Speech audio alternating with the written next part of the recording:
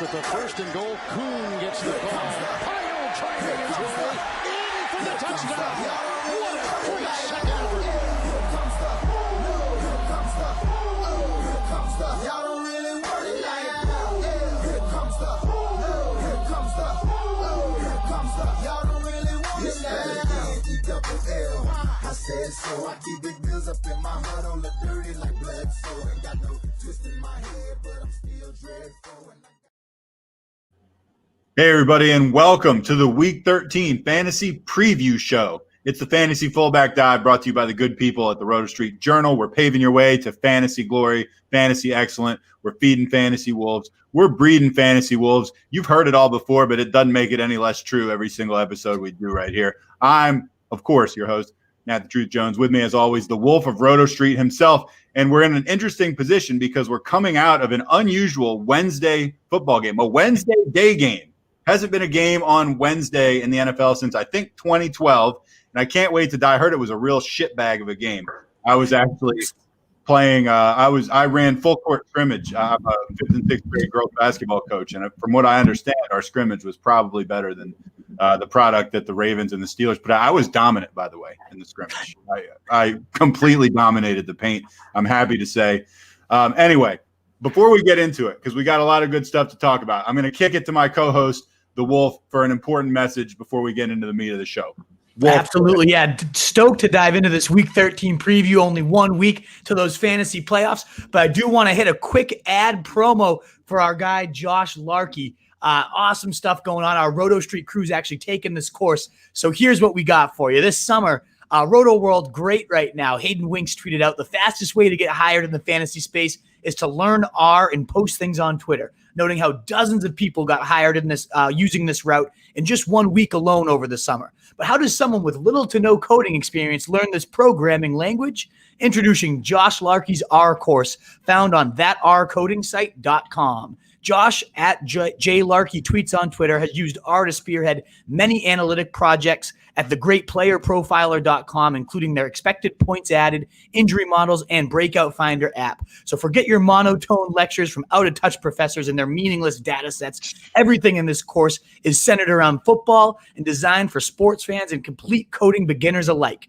By the end of Josh's 6 to 12-week course, you'll be able to create detailed visualizations and DFS optimizers, run your own predictive models and simulations, and so much more. So tackle one of the fastest ways to get hired full-time in the fantasy space by checking out thatrcodingsite.com. It's the word that, the letter R, and codingsite.com. Check that out, Wolfpack. Tell him the Wolf sent you. Find him at J Larkey Tweets. It's a great-looking course, and we're going to have 7 staff members checking it out this week. So we'll have ultimately more testimonials and things, but super stoked for that. And if you're interested in learning some code, it sounds like this is going to be a real winner. So excited to give you that a pilot here. So Josh, thanks again for that. Awesome. Thanks for reading that, and I can't wait to see what happens as a result, seriously. So thanks a lot for throwing that our way and making it available to our guys. Wolf, I understand that one of your fantasy seasons at least came to a screeching halt this week. Is that accurate?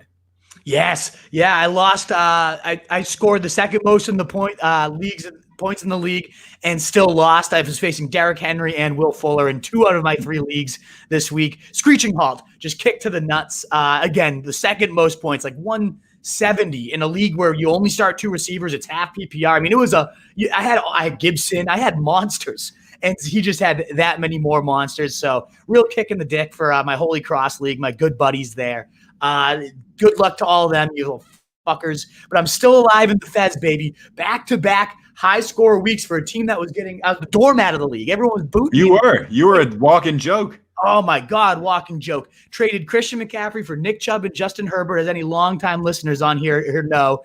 And that has just turned everything fucking around. So I am cruise control. If I win this week, winning in 3-0. I mean, again, back-to-back high-scoring weeks. The Wolf is back, baby. I just need one more. Let's go. Let's get it. How about you? You in shape? You locked up and clinched any playoff spot? I clinched my playoff spot officially, and my team absolutely blew up this week. So I'm pretty happy. It was pretty awesome. I had already had the win, and then I went into the Monday night, I believe, game. I had Chris Carson, I had DK, and I had Dallas Goedert, and they all had very good games. How about Goddard, dude? Oh, man, I'm fucking loving that guy. How about DK? Panning out. DK, He was dominating the Eagles the way I was dominating the 5th and 6th girls AAU practice today. And all over Slay, too, supposedly one of the best cover corners in the league. Like, yeah, and he dropped a touchdown. Yeah, it could have been like a 40-point night. And had he caught that, I would have continued on into the playoffs, actually. Or maybe I would have had my life still alive. He was doing his best heroics to save me, but alas, didn't happen for me, sadly. Wolfpack 2, if you're out there, regardless of you're at, you don't mind, Nat's got the queued up. He knows what's going on. That thumbs up button, like button, that heart button, wherever you're at, if you don't mind retweeting, sharing, getting some more people on this broadcast so we can answer more questions, it would mean the world. We're going to hit all your favorite segments, your trainer's room, all the news you need to know. Then we'll hit your higher, lower, Hail Mary, our burning questions of the week, our new segment that we debuted last week. Got a lot of great ones for week 13. It's crucial playoff crunch time. So consider giving us that thumbs up, Wolfpack, helping us get discovered by more people. It would really, really help us out. We'd greatly appreciate it. And on that note, should we just dive right in there? Let's get into it. Thanks for indulging. All right, we're into the trainer's room. Model guy in the logo, as I said, I suspect is Jordan Reed, but that's not confirmed. Lions are going to be this is a quote, faster-paced team under Darrell Bevell. Well, it's a low bar. Will DeAndre Swift and Kenny Golladay be in?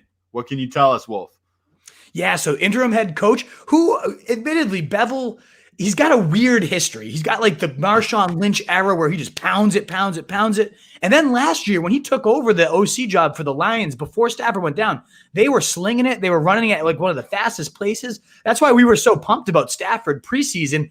And it just seems like there was a slug laying on their back all year. Maybe the fat fucking sluggish body of Matt Patricia was what was hanging over this entire fucking organization. So I'm stoked. He's a rocket scientist. Already coming in, preaching pace in practice, saying it's the weapon we're going to use against defenses. I love that. They're right now like 13th in pace, so not like dead last or anything, but 18th in plays per game. Obviously, the teams we see running at that fast clip have the highest fantasy power. So DeAndre Swift, if Golladay ever comes back, it's good for him. Marvin Jones, Hawkinson.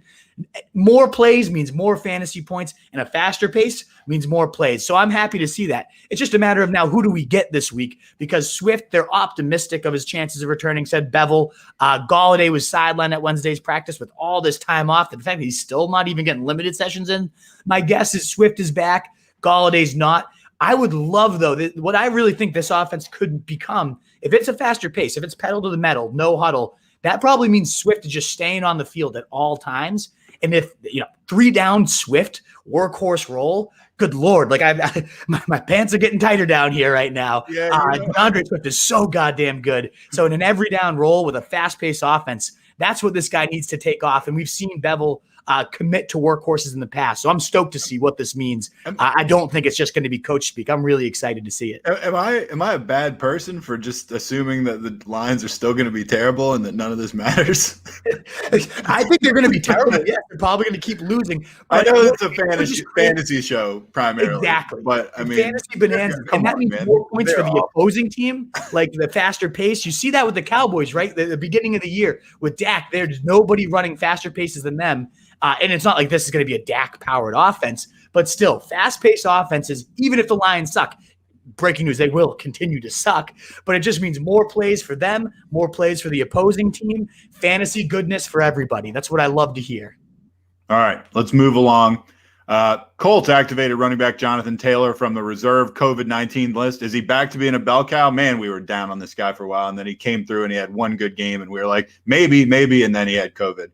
Or was on the COVID list. And so now we're kind of back to square one a little bit. We're cautiously optimistic. What do you think? I'm pretty cautiously optimistic in the sense that he was a close contact. So thankfully he didn't have it. It's not like he's coming in like weakened from the disease or anything of that nature. He should be just back to Jonathan Taylor. And we saw 26 touches, 4 receptions, 22 carries last time he was out there.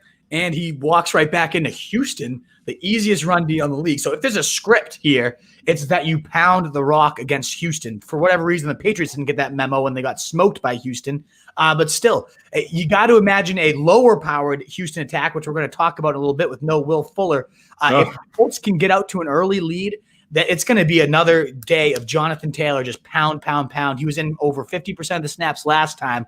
I think we could get that again, and this is the ultimate spot for a runner like him. And he finally was running like we said, with those touches, it's kind of like Derrick Henry in a way where he gets steamrolling. He's a big body. So like the more and more he can pound into the defense, the less and less likely they're going to want to be to tackle him. So I would not be shocked to see like a Henry light stretch run here against these easy schedules kicking off against Houston this weekend. You better be sure you include that light at the end when you say that. I don't want on this fine program to be comparing these two guys too closely. Derrick Henry is a bad motherfucker. Oh yeah. Jonathan Taylor had like one good game and then he got COVID. Oh yeah. This is a very, very light Derrick Henry. Not even like diet, Splenda, whatever the fuck. This is he's like Jonathan Taylor's like Derrick Henry, but in one of those slim cans, like that what's White Claw seltzer or something comes in. Exactly. One of those guys. Absolutely. All right. Moving along. Eagles have activated tight end Zach Ertz, ankle injury from injured reserve. Any impact on surging Dallas Goedert, who, by the way, had a really good game. We alluded to this briefly. Don't you feel like they'd be just dumb if they let Ertz gum up the works here? Absolutely. Yeah, Goddard has been an absolute monster, a fantasy, 16 and 17 in back-to-back weeks, the tight end 4 and tight end 1. There's no way this is going to impact his role, in my opinion. At this point, as you said, they'd be morons to reduce what this guy is doing, and he's going deep down the field.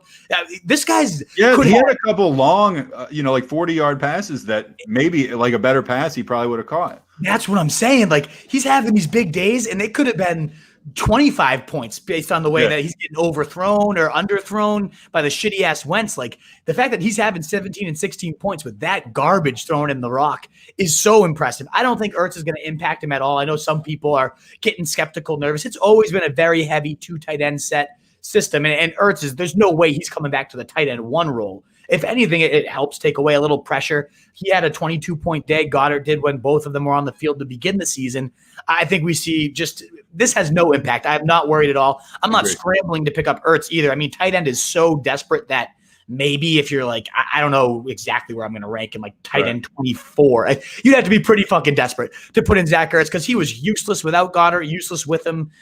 He's useless. This has no impact on me. I just wanted to put this on there just to say, stay strong with Dallas Goedert because he's going to continue to kill it. I spent like $18 in my auction on Ertz. Oh, sick. Yeah. I'm still angry about it. Anyway, let's move along. We don't need to talk about that anymore. Daniel Jones, hamstring issue, is not practicing Wednesday. Impact on Giants offense.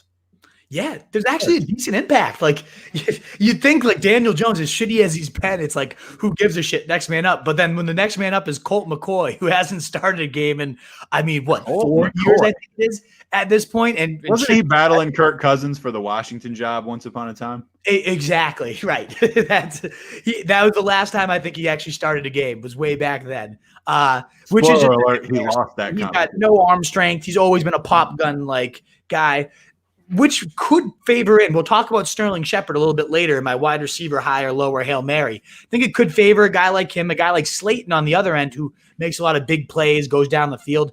I don't like this at all for him. I think the whole offense as a whole takes a decent sized hit because Jones does bring some threats with his legs. He can move it down the field. I mean, Gallman should be okay. You probably think that Gallman's going to be an even bigger focal point of this offense. Ultimately, you're talking about a shitty quarterback getting replaced by a shittier quarterback. So a bad offense. That's a soundbite right there. That's the clip right there. That's all what the banner should say. That's all. Yeah, exactly. Shitty quarterback gets replaced by a shittier one. That's really it. A bad offense gets a little bit worse. Shitty offense just got a little bit shittier, or maybe a lot shittier. Exactly. All right, moving along. Salvin Ahmed, shoulder injury. He returned to practice on Wednesday. Is Myles Gaskin also dealing with a knee issue? Will he be back too? And if so, what's that mean?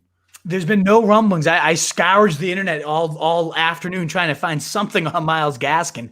But all the reports were he was damn close to coming back last week. And they must have just thought, like, why waste it against the Jets? There's no need to force this guy back onto the field for this shitty situation. My guess is both return. And then the question becomes, okay, so what is the distribution? It's been pretty much a workhorse system all year, whether it was Gaskin to start the year, 80% of the snaps, 75% of the touches. And then Ahmed, when Gaskin went down, became that 80% of the snap, 70% of the touches. even last week, like they tried Breida out. Breida continued to blow, and they just started to feed DeAndre Washington down the stretch. They want one back to be the guy in this Chan Gailey spread attack. I think Gaskin is that guy, assuming he's healthy. But Ahmed did play so well that it could just be go to like the one reason you like this backfield was consistent, steady volume, as I just outlined. If it becomes a 50-50 split in an offense that just isn't that great, especially when Tua's at the controls, and we're going to talk about him in a second here. I hope it doesn't become a committee, but my guess is it just might. And I'll be cautious when I'm approaching this backfield for sure this weekend. All right, we're fortunate enough to have, we're going to jump right into Tua because we just mentioned him. We got I love these quotes. There is and this is a direct quote, folks, a degree of optimism internally, end quote, that Tua Tagovailoa, through his thumb issue, will play against the Bengals. You love it when there's just a degree of optimism internally. That's what really like helps you sleep at night. How many degrees are we talking here? Are we like a degree? It's a single degree. It says there's a degree. There's 1 degree of optimism internally that Tua will play against. Externally, on the inside. So, riff on that for a little bit. Yeah, I mean, the only really thing to know here is if Tua starts, the whole offense takes a hit because Ryan Fitzmagic slings, especially Devontae Parker. I mean, insert Fitzmagic, insert 14 targets last week for Devontae Parker. Yeah. It's like clockwork, those two, on the rapport they have. So Tua coming in would obviously be bad news for Devontae Parker, and his target share is dominant alpha workload. And just in general, he does not move the ball nearly as much downfield. Needs the guy to be wide open. There's a good clip actually recently that showed Fitzmagic talking to Tua on the sidelines, being like, you got to just sling that. Like, even if the guy seems covered, hit him right before he makes his break, like give him a chance to make the play. And maybe Tua, we haven't seen him play since he was getting that tutelage from Ryan Fitzmagic on the sideline. So who knows if that will impact his, aggressiveness. We'd love to see it because the guy can throw a nice ball. It's just a matter of he's so slow and needs the guy to be wide open. And the offense becomes so much more sluggish with Tua at the helm. And the matchup's juicy. So I hope it's Fitzmagic that can take advantage of that and not Tua. We will find out, of course, if that degree of optimism is justified. All right, we got a whole section now dedicated to injured Falcons. The Falcons, the world beaters that took apart the Raiders 43-6 last time we saw them on the field. Anyway, they had nowhere to go but down after that, and evidently they're heading there right now. Julio Jones, Calvin Ridley, and Todd Gurley all limited ahead of their upcoming date with the Taysom Hill-led Saints, who just dispatched the Broncos, the quarterbackless Broncos, 31-3. What an embarrassing game that was. I just had to throw that in. It has nothing to do with this, but I just wanted to mention the Denver Broncos played without a quarterback this week. Just gross. 1 for 9, 13 yards, 2 picks. So bad.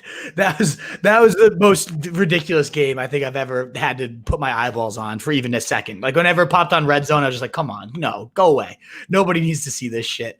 But this should be a better one. We had a decent game between the Falcons and the Saints last time they were out. And it looks like everybody should be available. All limited practices, but it is worth noting Julio did practice limited last week before ultimately sitting. Gurley did not practice all week, so the fact that he's getting some sessions in does bode well for his future this week. But ultimately, he's facing the toughest run D in the league right now. The Saints are giving up the fewest points to running backs. Gurley is a touchdown or bust option. I don't like his chances at scoring, especially if they get down big early to these Taysom Hill-led Saints at all. So Gurley's like my running back, like 35. If I don't have to start Gurley, like give me Frank Gore's old ass instead of Gurley this year. Oh, he's on my bench. There you go. I would have Frank Gore on in instead of Gurley if you have Gurley as well. Julio Jones should be back in. Ridley should be out there, and I think both are top 15 receivers every single time they're out there. Really, honestly, close to top 12. The Saints secondary is not the strength of this defense. Lattimore's taken a few steps back this year.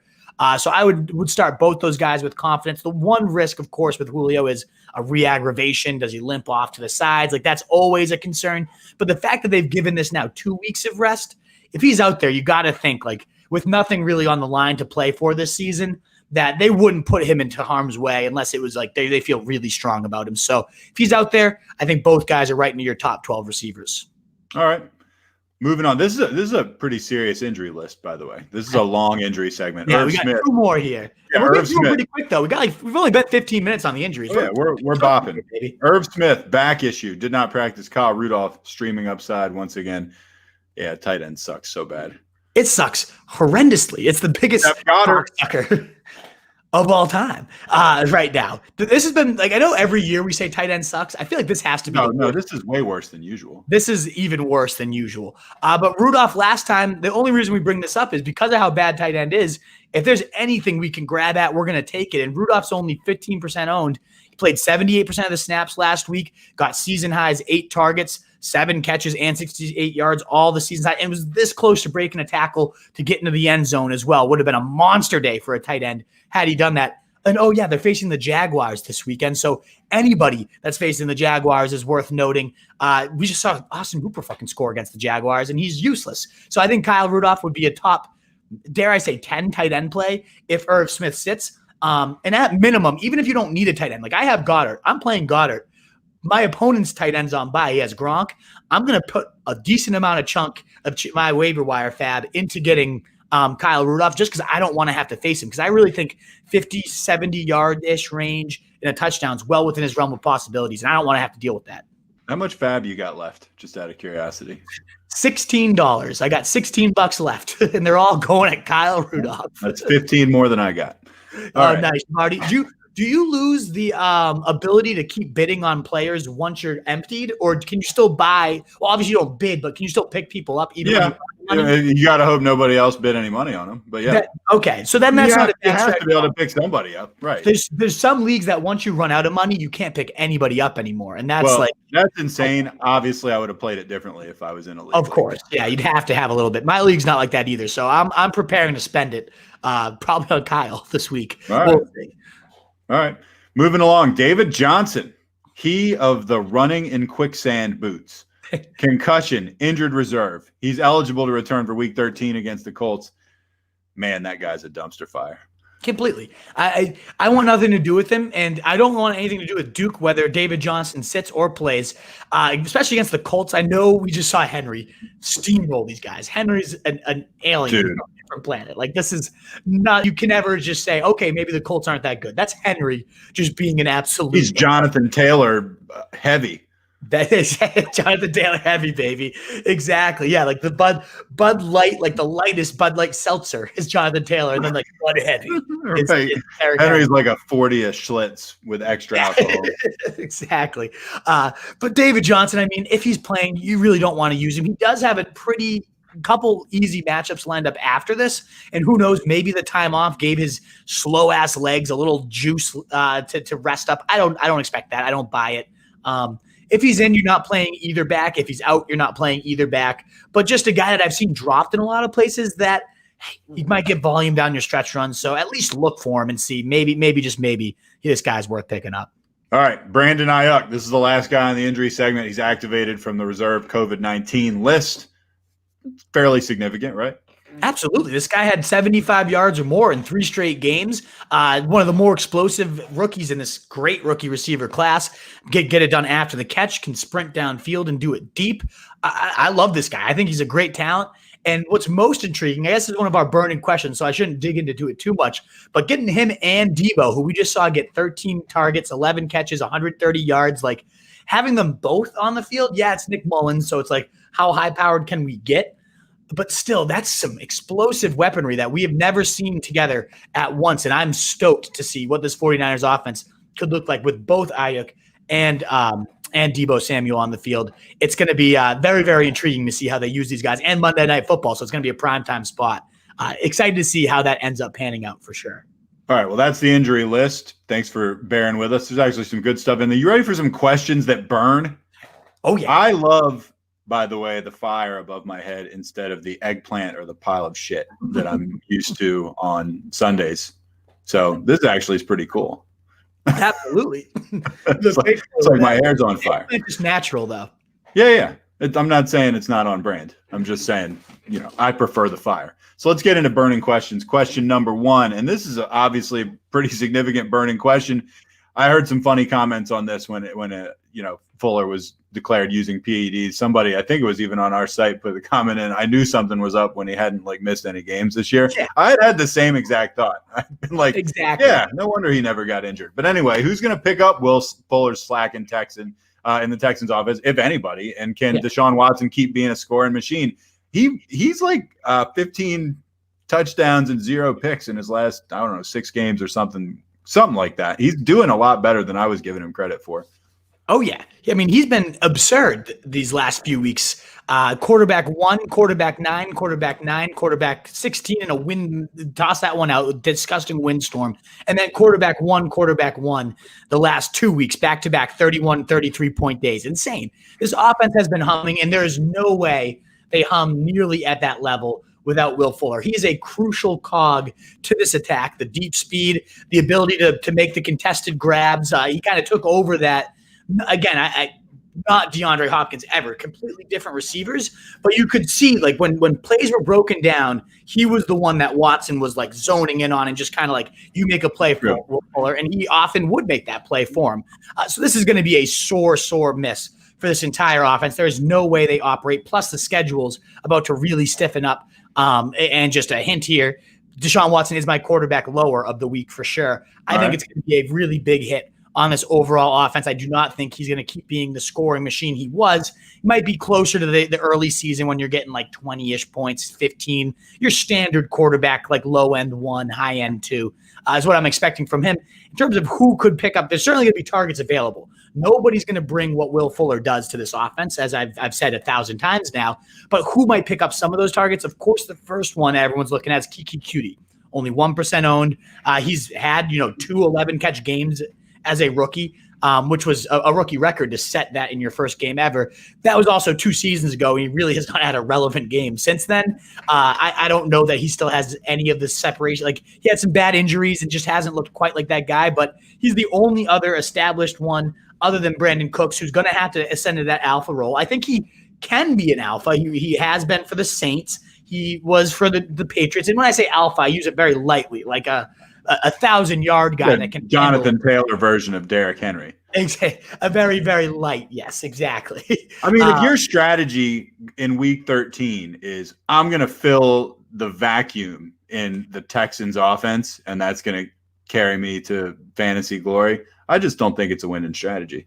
No, not at all. Hot take. Not at all. The only other names to consider, the Athletic reported they think that Jordan Akins, the tight end, is going to get moved into the slot a little bit and be like a big-bodied slot. And again, with tight end being the shit show it is, he might be worth just a bench stash and see if that happens because, again, they're going to need someone to catch passes.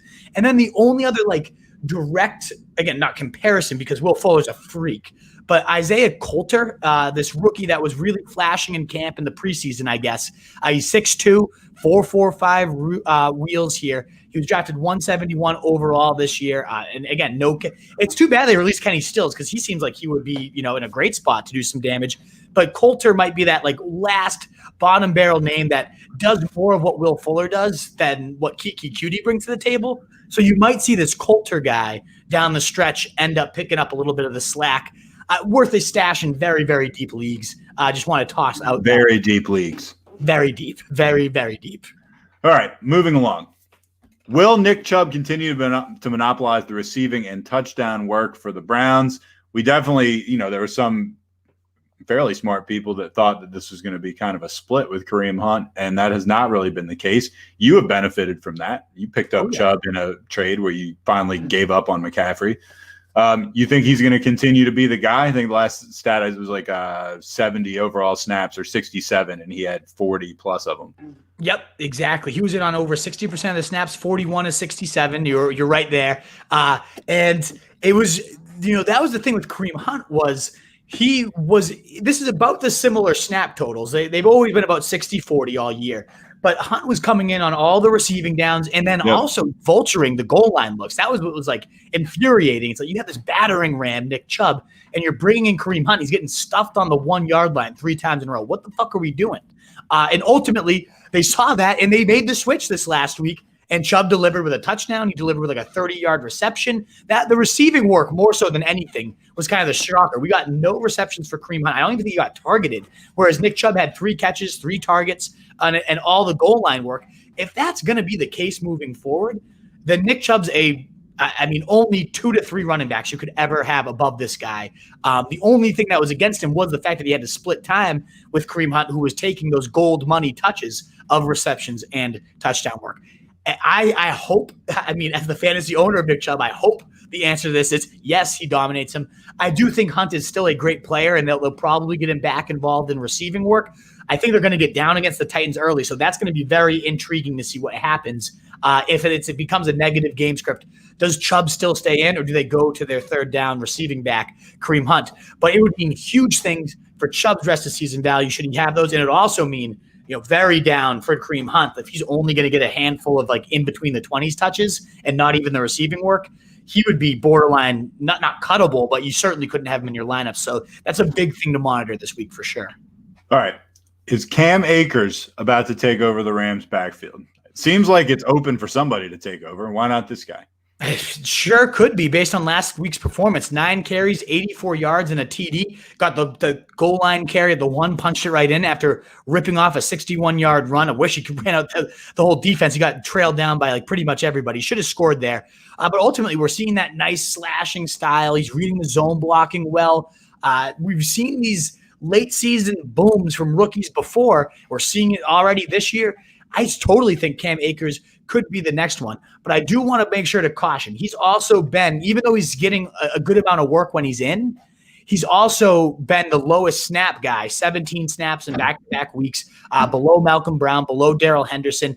And McVay's always been operating this committee all year. I don't know that we're going to see him go completely away from that ever. I do think Cam Akers could become the leader of the committee, but even then it's like, okay, does that matter so much? Certainly worth owning. He's only 29% owned, probably my favorite waiver wire pickup other than maybe Frank Gore. If you need I need 15 touches this week, Gore's going to get you 15 touches. Akers is still a crapshoot, but gets Arizona, New England, and the Jets, then Seattle. Not a bad schedule for these Rams backs if and when someone can emerge. And if anyone's going to take over a 3-down role at this point, it's going to be Akers. So well worth owning, in my opinion. All right. We talked about this one a little bit already. How will the 49ers wide receivers operate with both Debo and Brandon Ayock on the same field? Obviously, both super talented guys. Is there enough to go around? I hope so. With Nick Mullins at the helm, I don't think there is. And I think it's going to be a lot more Debo than it is going to be Ayock. Now, that doesn't mean Ayock can't get deep and score, still rip 75 yards, maybe find the end zone too.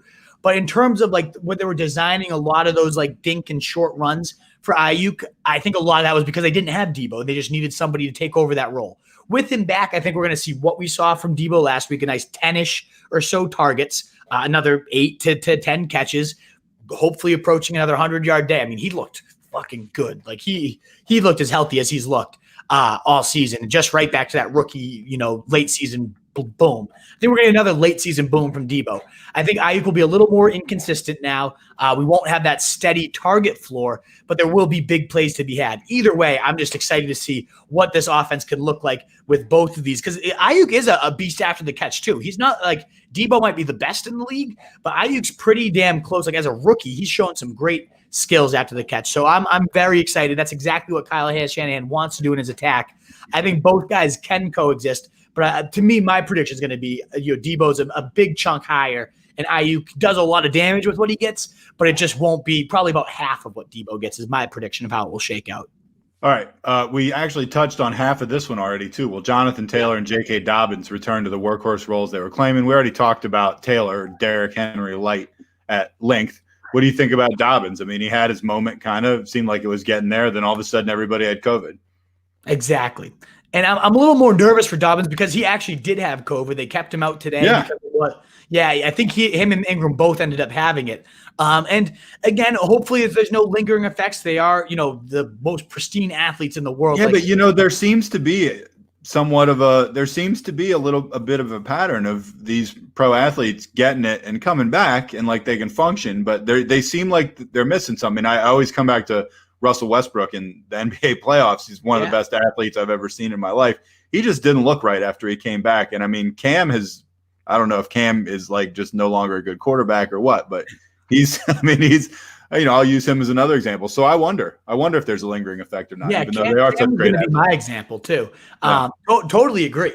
Like it could linger, and it could be enough that they go back to their three-headed, disgusting fucking shit show of a backfield. So my guess is Taylor comes right back in, takes back over, and does great work with it.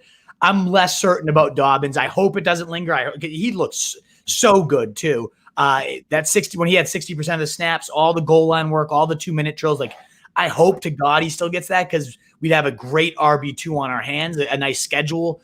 But I'm not expecting it, because it's like you said, there's some great athletes in the past have come back just sluggish after this. There seems to be lingering effects. I'm pretty nervous for the guy, and I'm not expecting a complete workhorse role in his return, whereas I am for Taylor. All right, fair enough. All right, will the surging Antonio Gibson remain a monster versus a tough Pittsburgh defense and a likely negative script? Yeah, that's the big question. The negative script is the big part, because when they're winning, he averages over 17 touches per game. He kind of bleeds the clock. He's the pounder. They're not likely to be leading very often, if at all, against Pittsburgh. They're also facing the team that's, lowering running backs to, I think, the fewest points at this point on the year. So both things are working against Gibson. But we did see in that Lions game, he stayed in for a good amount of the snaps, even though they got down. It was a decent hit on the snap total, but he still was involved. And then those last couple of weeks against the Bengals, and then especially against Dallas, more work as a receiver, more work moving him all over the formation.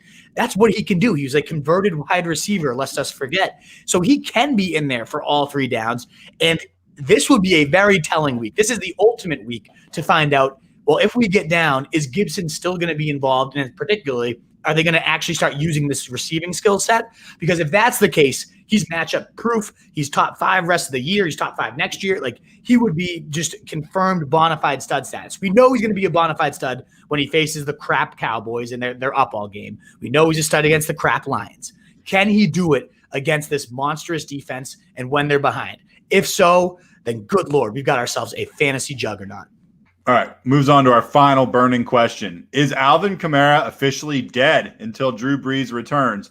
Before you answer that, I'm just going to read some stats that are on the page. Fantasy points, I'm assuming this is half-point PPR, although this might be full PPR.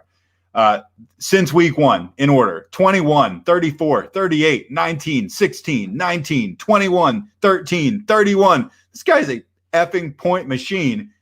Then 2 weeks ago, 11. You're like, well, it's Kimora. Last week, 6. He's been targeted 3 times total in the last 2 weeks and caught one of them for -2 yards. This is Alvin Kamara we're talking about. Like, who could have possibly ever, like, if I had said to you, hey, Kamara is going to be healthy, like 3 weeks ago or something, if I'd said, hey, he's going to be healthy in 3 weeks, and you're going to be talking about, is he playable? You'd be like, yeah, of course, you idiot. Right. It's disgusting. I mean, and you think there's no one that can ruin a guy like Alvin Kamara. He's so versatile. All you got to do is come to find out there is. Apparently there is. It's when you put a tight end at quarterback. Like, it's horrible. And all those stats you just rifled off are just the exact point. Like, the fact that it's gone from literally 31 points 2 weeks ago to 11, then 6, just worse and worse. It's terrifying. And meanwhile, in the meantime, Latavius Murray had 10 points and then 25 points, had 19 carries last week, Latavius Murray, to 11 for Alvin Kamara. I don't know if that's just going to become the norm with Taysom Hills at quarterback, because they just want to pound it and have this kind of run at you, beat you down, physical team. Like, I mean, that's what they've become, and their defense lets them do that because their defense is sick. Well, Brees is out. There is no guarantees with Alvin Kamara. Will I rank him probably 12 or so this week? Yeah, because it is Alvin Kamara. And I do think at a certain point, there's like, okay, let's get the ball to our most explosive playmaker. But they are winning. They're winning, though. They're winning kind of big. Yes, exactly. Like, why, if it ain't broke, don't fix it. If they don't have to force it to Kamara, maybe they're not gonna. And it's terrifying. It's scary. I mean, again, Kamara played 31 snaps to Latavius Murray's 3 last week. It was a dead even. I mean, Latavius Murray's 30, rather. 31 to 30. Dead even snaps. It's terrifying. It's scary. how can you bench Kamara at this point? I don't know. You'd have to, feel free to ask some questions here. If you have Kamara and you're like, hey, do I do this guy or Kamara? Give us a Kimora or X player. Tell us. Yeah. I don't know. I'd be interested thinking about that. I just think it's nuts we're even having this conversation, but it's a totally valid conversation to be having. For all the points you rattled off, he was the fantasy MVP. Like, this was a guy that was by far. He was the wide receiver 5, I think. Yep, wide receiver. It was even higher. It was like the wide receiver 4 on just his receiving. Never mind all the rushing touchdowns and stuff. It was crazy, insane, and to have it come down to this. His poor owners like that. I know. I don't own him, but man, I would be so angry if I did. I don't have him anywhere, but this is just sickening. Brees is expected back at least in a couple weeks, so we shouldn't have this go for too long. But at the end of the day, Taysom Hill is winning. Yeah, what if Kamara's fantasy owners might be knocked out of the playoffs by then? It could ruin it for you. Yeah, exactly. Yeah. Disgusting. All right, let's go on to higher, lower, and Hail Mary. Before we get into the meat of the Wolves picks, I'd like you to just let's have a little accountability. Tell me where things shook out last week. How are you doing? Also, how are you doing in the rankings now? The big competition. I know you had been up as high as 4. Then I know you had a rough week. There was maybe a controversial pick that you should have gotten to take back and didn't. Where are you right now? So I'm this week hasn't been factored in yet because Wednesday, what's going on. I think I'm having a good week. I don't know, though. It's pretty hard to the weeks I've thought I've done well. I look at it and it's like week 11, Wolf is 130. You're like, what the fuck? I thought I crushed it. And then the weeks I think I suck, I'm like number 2. And it's tough to get a hold on about exactly how I'm doing. I'm hoping this week, though, I think I made some pretty good adjustments with all the crazy news going on. I'm excited. Fingers crossed. We'll find out tomorrow where I land. I currently rank 14th, so that's not bad. Top 15, not bad. No. Solid. But I want to be back in that top 10. Especially I want to get back to the top 5. You said there's like a couple hundred guys, 500 guys. A few hundred. Yeah, I think like 300-ish or so. Okay, so you're in like the top 5% now. Yeah. Usually. Oh yeah. Okay. We're doing good stuff. That's what we want. That's what I wanted to hear. 15 is good, but certainly top 10 just has like a different ring to it, and I would feel a lot better. And top 5, number 1, someday, we'll be up there, no doubt about it. We'll be there. Don't worry about it. All right, higher, lower, Hail Mary. How'd you do last week? What positions did you excel at? Where'd you get burned? I did pretty well across the board. Taysom Hill was a push. He was my higher. He finished a couple spots lower than I had him, but still higher than the ECR. Called it a push. Matt Ryan was my lower. That was a win. He finishes the quarterback 17. Danny Jones was injured. He was my Hail Mary, so I didn't count that one. He didn't even play the second half. He had 10 points at the first half, so I was like, okay, this one's looking pretty good, and he got dinged up. For running backs, I had both Patriots running backs as my higher. James White came through, but I didn't think he was going to score both of the touchdowns. I thought they both were going to find pay dirt with no Burkhead. It turns out James White monopolized those. He was the running back 15. Big win for being higher on him, but Damian Harris was left in the cold, running back 40. That was a loss. I was low on Ronald Jones. He scored a 33-yard touchdown. That's kind of how it goes with Ronald Jones. He's going to either be horrible or he's going to score a big play. So I was wrong. Ronald Jones scored a big play. My bad. And then Gore was my Hail Mary. He crushed. He was the running back 19. Steady volume, exactly what we called there. For my higher, Pittman was an L. Although he did see 9 targets, it just didn't get converted this last game. I still feel pretty good about Pittman moving forward, but he was not as good. But then Curtis Samuel was my higher of the week. That was a W. He ended up scoring like 11, which put him above what the ECR had and right where I had him ranked. Tyler Boyd as the lower was a win, but T. Higgins was a loss because he ended up finding the end zone. Then Gabriel Davis as the Hail Mary, wide receiver 15. He came through for me. So 3-2 at receiver, 2-2 at running back, 1-0-1 at quarterback. And then tight end, Tunyon was my guy, the number 2 tight end behind only Goddard this week. So that was a big win for higher. Andrews did not play today, so that kind of ruined that one. And then Will Dissly was my Hail Mary. I'm not sure he caught a ball. I don't think he did. So that was definitely. I don't remember his name being mentioned. Dissly fucking blows. So done with the Dissly talk. But overall, I went 7-4-1, so not a bad week at all. Up to 45-37-5 on the season. So after going under 500 last week for the first time in the year, good to be three picks above 500 and ready to keep it cooking this week for sure. All right, let's get into quarterbacks, higher, lower, Hail Mary. Quarterback you're higher on than the experts. Ryan Tannehill going against Cleveland. You got him as your QB5. That's 3 higher than the experts. When you're up that high, 5 and 8, that's actually pretty significant, 3 spots. I mean, I'm assuming this is just pretty much on the shoulders of the Browns defense or lack thereof. And this is the beginning of that Titans easy playoff schedule fantasy-wise that you had been alluding to for a long time now, right? Exactly. Spark it up against this Cleveland team that's already not a good defense, and now they're going to be without Denzel Ward and probably their safety, Ronnie Harrison, the two best players in that pretty bad secondary to begin with. That's not good for a Tannehill that can just burn you on the ground, burn you through the air. And they do have a better run D than pass D, and especially now. Ultimately, it's not like anybody's going to stop Derrick Henry, but if there's like a funnel to this defense, it is to attack them through the air. And I think they're going to have literally no problem moving the ball all day. And when we've seen Tannehill in those games, it often ends up being like Henry scores like 30, Tannehill scores 30. They both run in a score. They both, it's going to be one of those games where the Titans just steamroll for 42 points, and Henry's going to eat his, but also Tannehill's going to certainly get his through the air, through the ground. Big fan of him. I would play him over ... Intro this guy. And over Deshaun Watson, who we also mentioned earlier, is going against the Colts. You got him as your QB 10. That's 5 lower than the experts. We already talked about how he is going to be missing Will Fuller, who's been just an absolutely huge part of the offense this year and a great bailout target. I thought you summed that up really well. When things seem to break down, it seems like a lot of times it just kind of heaves the ball in Fuller's direction, and more often than not, it seems to work. Well, that's not going to happen again. Exactly. And it doesn't help that the first game without him is going to come against the Colts, who, again, yes, they got steamrolled last week, but Derrick Henry is an alien. I just want to keep enforcing that. There's the third fewest points right now allowed to quarterbacks are the Colts, 14.8 per game. And without his bailout guy, without his deep threat guy, I think this whole offense just shrinks into itself. And the only thing that could potentially save Watson is if he has to do more hero ball and run a little bit more and just kind of bail this team out with his legs, then he could probably hit some pay dirt that way. But ultimately, I think we're going to get a lot more of like the 16, 18, 21 point days that we saw at the beginning of the year.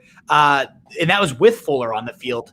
Then we're going to get these 30-point explosions. I don't know that we're going to see another one of those the rest of the year. And I think this starts, unfortunately, for Deshaun Watson owners, a tough stretch run for the guy.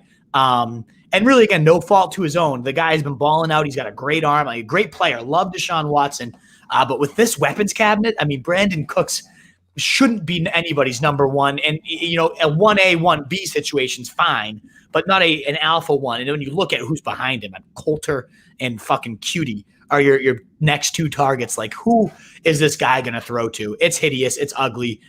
Definitely lower on Deshaun Watson this week and the rest of the season. All right, Hail Mary. Love seeing this guy's name come up. Mitch Trubisky, 4% owned. You got him as your QB 18. They got absolutely destroyed by the Packers, but I will say I had Allen Robinson, and he did pretty well. Exactly, because that's what Mitch does. This is the epitome of horrible real life, solid fantasy.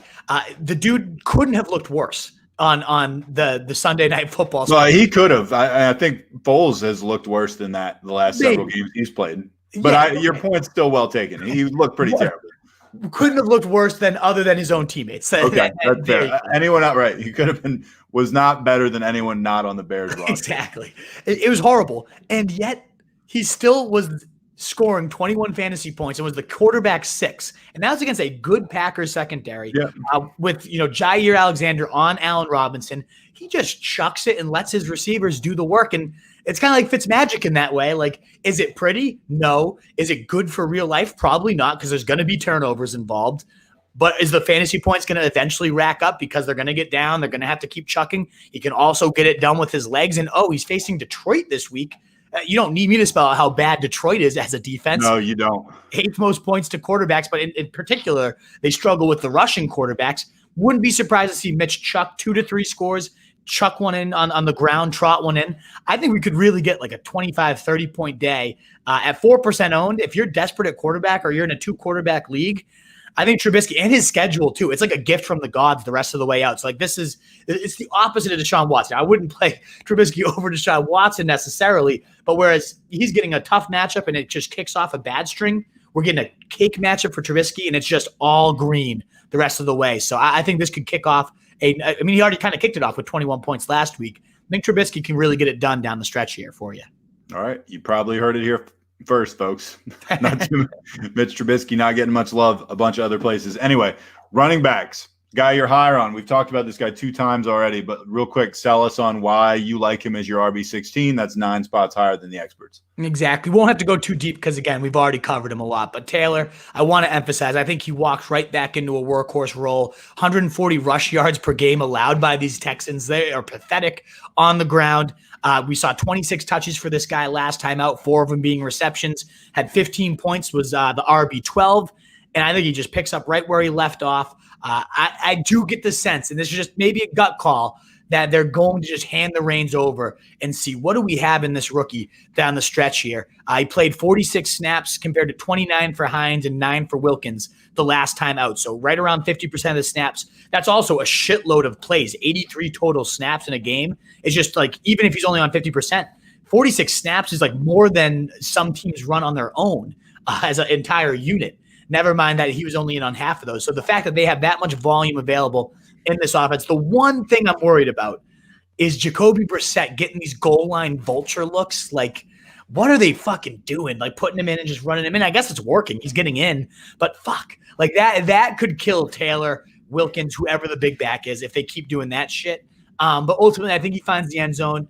I think we could get our first big, like, we haven't seen that, like, 40-yard explosive TD from a Taylor, and he used to do those with regularity in college. I think this is the perfect defense for a real coming-out party for Taylor. All right, lower. You're going to keep hammering this guy all season if you know what's good for you. Zeke against Baltimore, 7 spots below the experts, and there's a theme here. CEH versus Denver, 7 spots below the experts. Duke Johnson versus Indianapolis, also 7 spots below the experts. 777 here, and not in a good way. Zeke seems just obvious. I mean, what is there more to say about this guy? We just talked about this last week, where he's the type of guy where you know he's going to do terrible. You're going to say he does terrible on the pod. You're going to be right, and you're still going to be surprised by how terrible he does. Exactly. And he's the main one I wanted to highlight because 6 fantasy points, 8 fantasy points, 9 fantasy points, 19, had that good day, kind of fooled us all against Minnesota, very bad defense. And then 3 points last week, came back down to earth. Has been running back 30 or worse in 4 of his last 5 weeks, 80% of the time. That's horrible. 30 or worse. 30 or worse. Like a low end 3 at best is what this guy is giving you. And often, like last week was bench fodder as soon as you trusted him again. Don't trust him anymore. He's getting Baltimore, a good defense. They should be healthy back from the COVID list, ideally, for their sake. I have no interest in Zeke Elliott starting in my lineup the rest of the year with a tough schedule. Doesn't look right. I thought he was back and healthy after that 19-point day. He didn't look good at all against Washington. No, he sure didn't. Yeah, not at all. And you're not getting that involved in the receiving game at all. They're putting Pollard in for a lot of that. Just hideous. Don't get Zeke in your lineup. Hilaire as well. Like, I mean, it's the Mahomes show at this point. Maybe Denver is smart enough to force them to run the ball, and then Hilaire could have a bounce back. He's the one I feel the least convicted on about being low here, but he just hasn't got it done. He's not getting it done. He continues to get ranked like he deserves it, and he doesn't. And then Duke Johnson, it's like, what the fuck? Why is he ever in consideration? Yeah, he had 15 points against the worst defense against running backs last week. It should have been a whole lot fucking more. He sucks. Indy's a great defense with or without David Johnson. Duke Johnson's a little bitch. He's had 5 points in 2 of his last 3 weeks, 5 or worse. I'm not going to go off this 15-point day and be like, yeah, now I got to start starting this guy. He fucking sucks. Screw Duke Johnson. All 3 of those guys, I think, are going to bust this week. All right. Hail Mary, Frank Gore, 25% owned versus Vegas. Also, RB25, Boston Scott, 28% owned against Green Bay. We've seen their Swiss cheese run defense, and that's 12 spots above the experts on Boston Scott. Yeah, feeling pretty good about both these guys, particularly Gore. I mean, 17 touches, 2 receptions against the Chargers, a nice 15 points, RB13. Then comes in for 21 touches, 3 receptions, scores 12 for 20. I mean, looks really, really legit right now. It's just like gross. And when I say looks really, really legit, I mean just really, really legit volume. The dude's not good. Like, it's not pretty. It's not great. It's not flashy. But volume is volume is volume, especially at running back. That's really all that matters. You know you're going to get 15 to 20 touches, and he's only 25% owned. I don't understand that, especially against the Raiders, giving up the 4th most points to running backs on the year. And Boston Scott gets as you said, Swiss cheese Green Bay defense giving up the second most points to running backs, and he was near equal in terms of snaps to Miles Sanders this last week. Sanders had 50%. Scott had 43%. They put him in on almost all the passing situations at this point. You got to imagine they're going to get behind against the Packers. This high-powered attack is going nowhere. I think we're going to get a lot of burn from Boston Scott. Would not be surprised to see him score a receiving touchdown at only 28% owned. Certainly a viable flyer. Plus, you get that handcuff upside if anything ever does happen to Miles Sanders too. All right, let's get into wide receivers.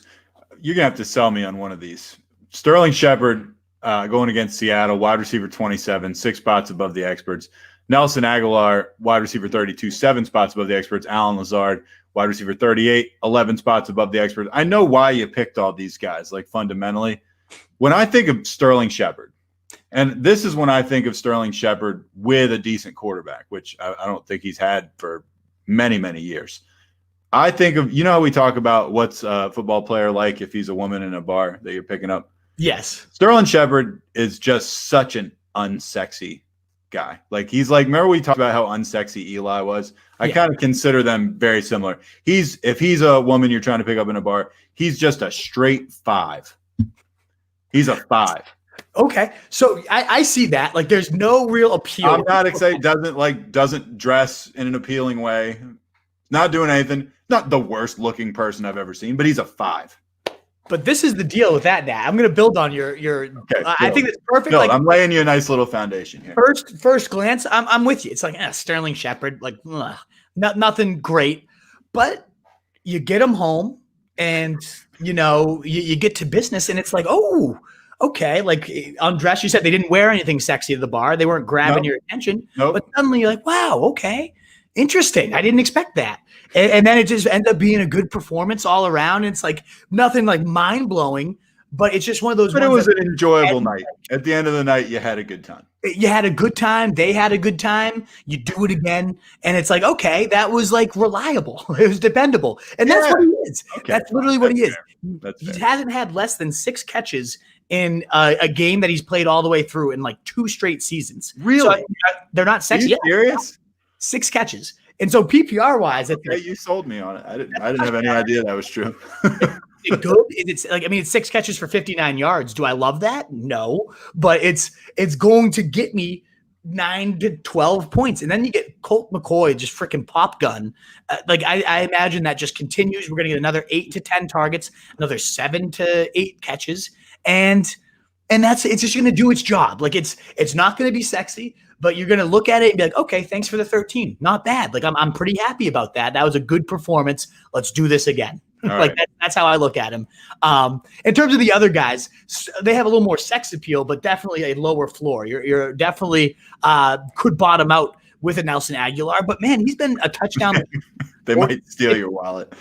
What's that? They might steal your wallet or something. Exactly. Sterling Shepard's not stealing your wallet. Very well. No, Shepard's reliable, nice, polite, just a pleasant experience all around. Maybe do the dishes before he leaves. Exactly. These guys might backhand you, sprint out with your wallet. You never know what's going to happen with on all your stuff. Very well could happen. I'm pretty good at that. Doing that. I know you're well versed in that, right? Yes, exactly. But he's been Nelson Aguilar. Throw out the 2 awful wind games. One of them against Cleveland, and then there was a complete dud in there against Denver. But that's 2 of his last 8 games. He's 6 of 8. He's been very steady. 14, 15, 22, 0, 14, 2, 21, 10. Pretty damn steady. He's got touchdowns in all those games except 3 of them. He's been scoring. He's the number 1. Derek Carr sucks. I don't want anything attached to Derek Carr. But he's getting the ball to Aguilar. He gets the Jets, the 4th most points allowed. And then Lazard, anything attached to Rodgers is worthwhile, in my opinion, especially the number 2. I think to me he's the clear number 2. That was even more clear when he got 6 targets against Chicago. A nice sturdy 12 points against one of the best defenses at wide receiver. 12 points, wide receiver 30. He's been top 30 receiver in 3 of his 4 full games. He's been top 16 in 2 of those. And now you get a solid matchup here. I'm all about it with Allen Lazard. I think he's going to be a nice, steady, reliable guy. I think he's very, very undervalued by the experts right here. All right, the guys you're lower on at wide receiver, I almost feel like these guys don't even require much of an explanation. You got CeeDee Lamb going against Baltimore. You got him as your wide receiver 45. That's 15 lower than the experts. That's a big discrepancy, but I mean, even the experts don't think he's very good. And then you got Tyler Boyd against Miami, wide receiver 46, 14 below the experts. These are both obviously products of the fact that they're playing with just far, far inferior quarterbacks than what they started the year with. Yeah. Is there anything else to add other than that? These are guys that like were not very good, and you think they're going to be even worse than other people do. Pretty much, yeah. That's exactly what the case is. But the reason I picked them and like the names I picked for the hires too is like these are the ones people are weighing for sit-start decisions. It's easy for me to go to like say, yeah, start freaking Devonte Adams this week. Like, of course I'm higher on Devonte Adams. But these are the ones you're weighing. And according to the ECR, both of these guys are above all three of the guys I just outlined for higher. Wow. So to me, it's like, okay, if the experts are ranking above these guys, I can make a really strong case for. What's the case for CeeDee Lamb? What's the case for Tyler Boyd? The talent is certainly there. I get that. But you need somebody, especially at wide receiver. Running backs can kind of overcome what's around them. Receiver, you need the guy to get you the ball. And sure, CeeDee Lamb's had that happen when he was facing two of the green light matchups. But in all the red or worse, like if it's bottom 15 or worse, he's had 0.7 points and 5 points over his last 3 games against bottom 15 or worse defenses. Baltimore's one of the better defenses in the league. That doesn't bode well for him. And then Tyler Boyd has Brandon Allen throwing to him. What more do you need to know? It worked out for T. Higgins last week. Maybe it could work out for Boyd. I'm certainly not trusting anything in my lineup to do with Brandon Allen ever. All right. Hail Mary. Rashad Barryman going against Vegas. He's 12% owned. He's the wide receiver 39. You got him 7 spots higher. Keelan Cole, 27% owned. You got him as your wide receiver 44. I'm not sure where the experts have him. I could see both of them as legitimate long shots. Absolutely. Perriman being the bigger one. I feel like I've done him a couple times, so I wanted to give another name because Perriman's too easy. It's an automatic win for these every single time. The last few weeks, 25 points, wide receiver 4, 12 points, the wide receiver 26, and 10 points, the wide receiver 31. I mean, he's been top 31, top 32, and he gets ranked in the 50s every single week. I don't get it. He's got the speed. He's got the big body. He can do it after the catch. And it was just good to see him do it with Darnold again. 8 targets last week. Darnold was roping it down the field to the guy. His average depth of target over these last 5 weeks since he came back from injury has been number 1 in the league. Like I like Rashad Barryman quite a bit. He'd be my number 1 choice by far on the waiver wire if I need a receiver fill-in. But Cole, not a bad option either. Minnesota, a great green matchup, one of the worst cornerbacking duos in the league. Chark's looking like he's going to be back, but that honestly isn't really a bad thing for Cole when he can draw the number 2s. He ends up doing a lot better. He's been inconsistent. He had 19 2 weeks ago, and he's only had 4 and 6 since then. So he's not one I feel great about compared to Perriman, but between the matchup and drawing some weak-ass corners, I could see him being a guy, if Perriman's gone, that you could turn to. All right, tight ends. Jonnu Smith, you got him as your tight end 7. That's 4 spots higher than the experts. Someone way back earlier in the show asked a question about Smith over somebody else. So sell us on Smith. Yeah, touchdown or bust, like pretty much the entire position this year. So I think this is a great spot for him to score a touchdown. Cleveland's given up the second most fantasy points to the position. We had 10, 9, and 10 points for Jonnu before his just complete goose egg disappearing act. I understand if you're like, fuck this guy, never want to put him in again. He got me 0. Didn't even get targeted last week against Indy. But Indy's also the hardest team for tight ends right now, whereas Cleveland's the second easiest. I think you get tight end 8, 8, and 12 these last few weeks. Before that, I think Jonnu Smith is a good bet to find the end zone. I already talked about how I like Tannehill as my quarterback higher. I think they're just going to mow through the Browns. I think Jonnu will be a part of that. In addition to obviously A.J. Brown and I think Corey Davis. I think they all have good days. That's why I'm so high on Tannehill, because I also think Jonnu Smith calls pay dirt at least once, maybe even twice. Definitely high on Jonnu this week for sure. All right, lower. You don't really have much on this one. You only had 2 spots difference. You know, that was the biggest difference you had with the experts on these. So these seem pretty cut and dry. Right. You picked Hunter Henry going against New England, tight end 8. Experts had him 6. Not much of a difference. Why not a little bit higher on Henry? Exactly. The Pats have given up the third fewest to tight ends, so it's that's like one little note there. And this, I've done Henry a few times on this spot. I like him, just don't love him. Like I love the offense. I love Herbert. And he's been doing a bit better now, 11, 13, and 10 across his last 3. So it's not quite the easy smash lower that he has been.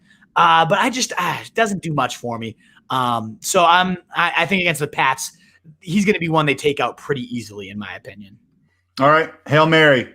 Your guy, Kyle Rudolph, 15% owned. We talked about him a little bit going against Jacksonville, if no Irv, of course, we mentioned. And then you also got Trey Burton going against Houston, 19% owned.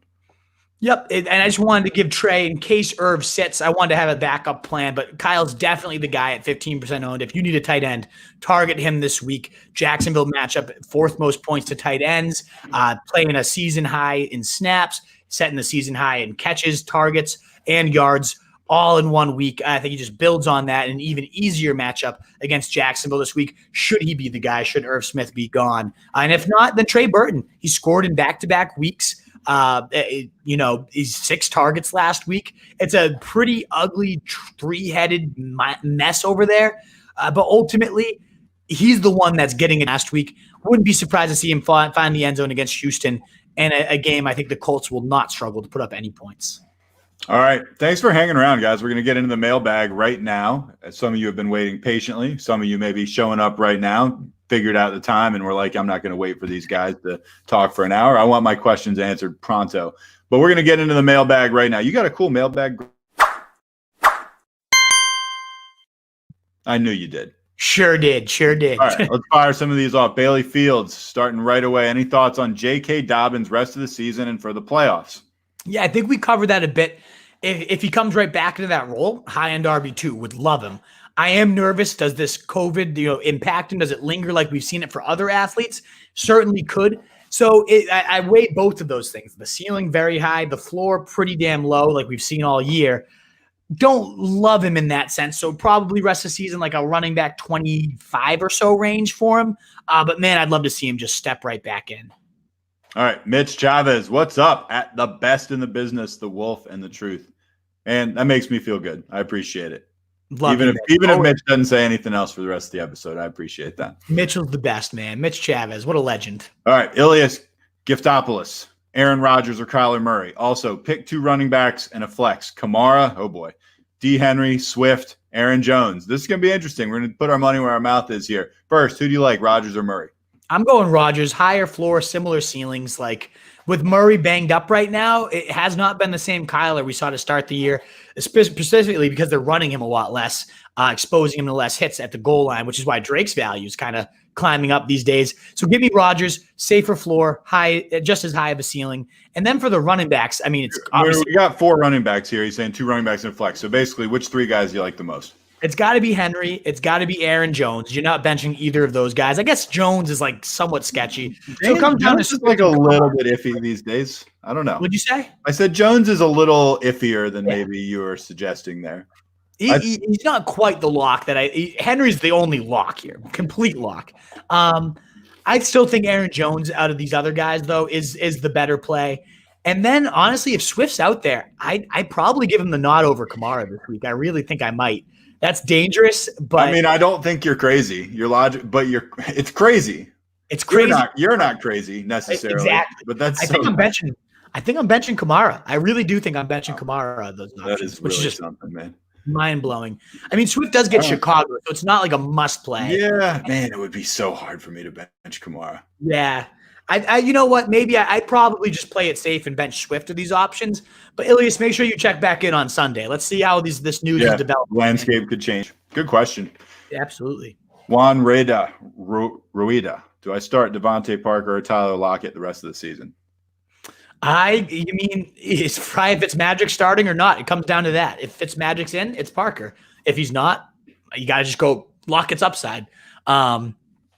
He's so frustrating, but it's just you're going to bench him. He's going to put up 40, and you're just going to hate yourself. Right. So it's worth not doing that, especially if Tua is playing. It's Lockett. Todd Exotic, love dominating girls hoops teams in their own practices. # a win is a win. Todd, it was a good workout, and it's not the first time I've scrimmaged with him, but it is the most dominating performance I've had. So I'm finding my midseason form here. And you're right, a win is a win. I felt good about myself. I may have taunted 1 or 2 of the girls after posting them up. Just dunk it on. No dunking. Those days are over, but that still got kind of a wily veteran array of post moves. Yeah. Love it. Love it. Noah Pringle, safe to start Jonathan Taylor over Gurley. Gurley was a dud last time against the Saints. Yeah, he was. Yeah, I would go Jonathan Taylor all day over Gurley this week. Saints are a great run D. Taylor's getting the worst run D in the league. So, yeah, I go definite Taylor over Gurley, Noah. Pitt Steel City 63. Thanks, guys. Always look forward to watching. Thanks for tuning in, man. If you're still here, we appreciate it. Thanks for watching. Thanks for the comment.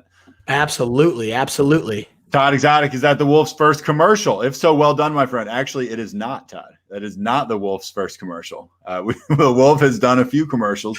We've both done a few commercials, but the Wolf has done some pretty entertaining commercials. He's done some Game of Thrones. Right? I found that, by the way. I still have that. That was a great video, the Game of Thrones one, right? We've done our own commercials. We don't do a ton of ad reads for people, but when we find the right partner, and this guy has this awesome course about this coding language that we've really wanted to learn. We have 7 writers right now meeting with him as we're recording this show. Like it's awesome. And so it was an easy yes for us. Like if he's like, if you promo this to your audience, I'll do the course for free with up to 7 guys. No brainer. So we'll be promoting that one a few times. So get used to hearing it. But I think it's an easy promotion for us. And I hopefully it helps everybody else out there. If you're interested in our coding, I really think this Josh guy, we've talked a few times on the phone, very sharp, very just like cool down to earth guy too. So it's not going to be some nerd like feeding you stats. Well worth checking out thatrcodingsite.com. Thank you, Todd. Say what is it again? What is it, the website again? It's called thatrcodingsite.com. So that, the letter R, codingsite.com. R is this like coding language for those of you. Yeah, no, I know. I didn't remember the website, but now I do. That's actually pretty catchy. Oh, man. Danny Jennings. Hello, guys. I'm back. Thank you for the best wishes, Wolf. My wife is the best. To let you know why I was not on 2 weeks ago. He's one of our standbys. He's always on. I had surgery and another surgery 2 days later. A stray bullet found its way into my house and into my shoulder. Dude, bullet fragments still on my shoulder. I'm glad and I'm back and I'm glad to be alive. Thanks again. Hello to the both of you. Dude, I'm so sorry that happened. I'm so glad you're back and that you're like up and messaging us. Absolutely, Denny. So happy to see you, but like more so than ever because of the fact the circumstances are so crazy, dude. Like so happy that everything worked out okay for you. There was a couple times I remember your wife popped on and said you had surgery. So I was like, oh man, good best wishes for Denny. Like we love Denny, one of the best fans. And then like a couple of weeks went by and we're like, oh, I hope everything's okay. Is the surgery okay? Where's Denny been? I remember a few fans even asking for some of the regulars. Oh, he was missed. You were missed. You were missed by us, by the fans. Like Craig, I know Craig Sarno was like, where's that Philly fan? Like Denny been at. A bunch of people were asking about you. Man, that's terrifying. And I'm so happy to hear you're okay. But like prayers up that everything, recovers, all that good stuff. Great to have you and humbled by the fact that you just want to come and say hello and let us know you're doing okay. Because we have been wondering about you. And I guess I feel better knowing you're good, but also scared that like happened. That's terrifying. But I feel better. But everybody, chill with the stray bullets. Yeah, man.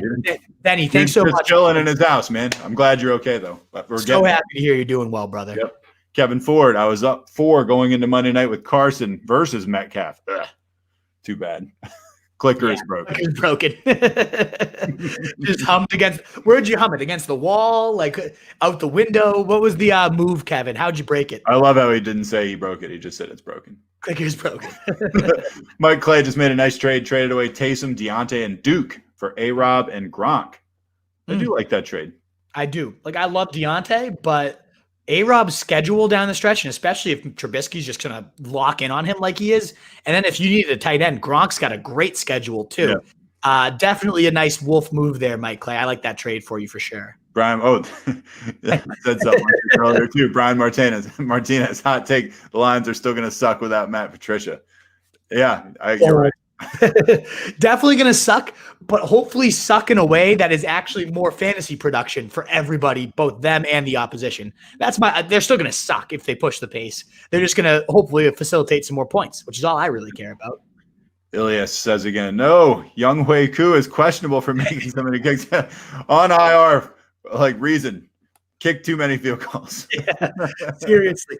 This guy is a fucking cheat code, though. Like, literally 20. Like, I think he hasn't scored below 16 points in 5 straight weeks. It's insane to get that from your kicker. I still remember very vividly. There was like a week where he went on the he was out for a week, and then he came back, and I flipped out on the shot. I was like, "Koo is back! Sprint! Go get him, you motherfuckers! Like, you better go!" And people were like, "Chill, Wolf! Like, it's a kicker, dude." Kicker, man.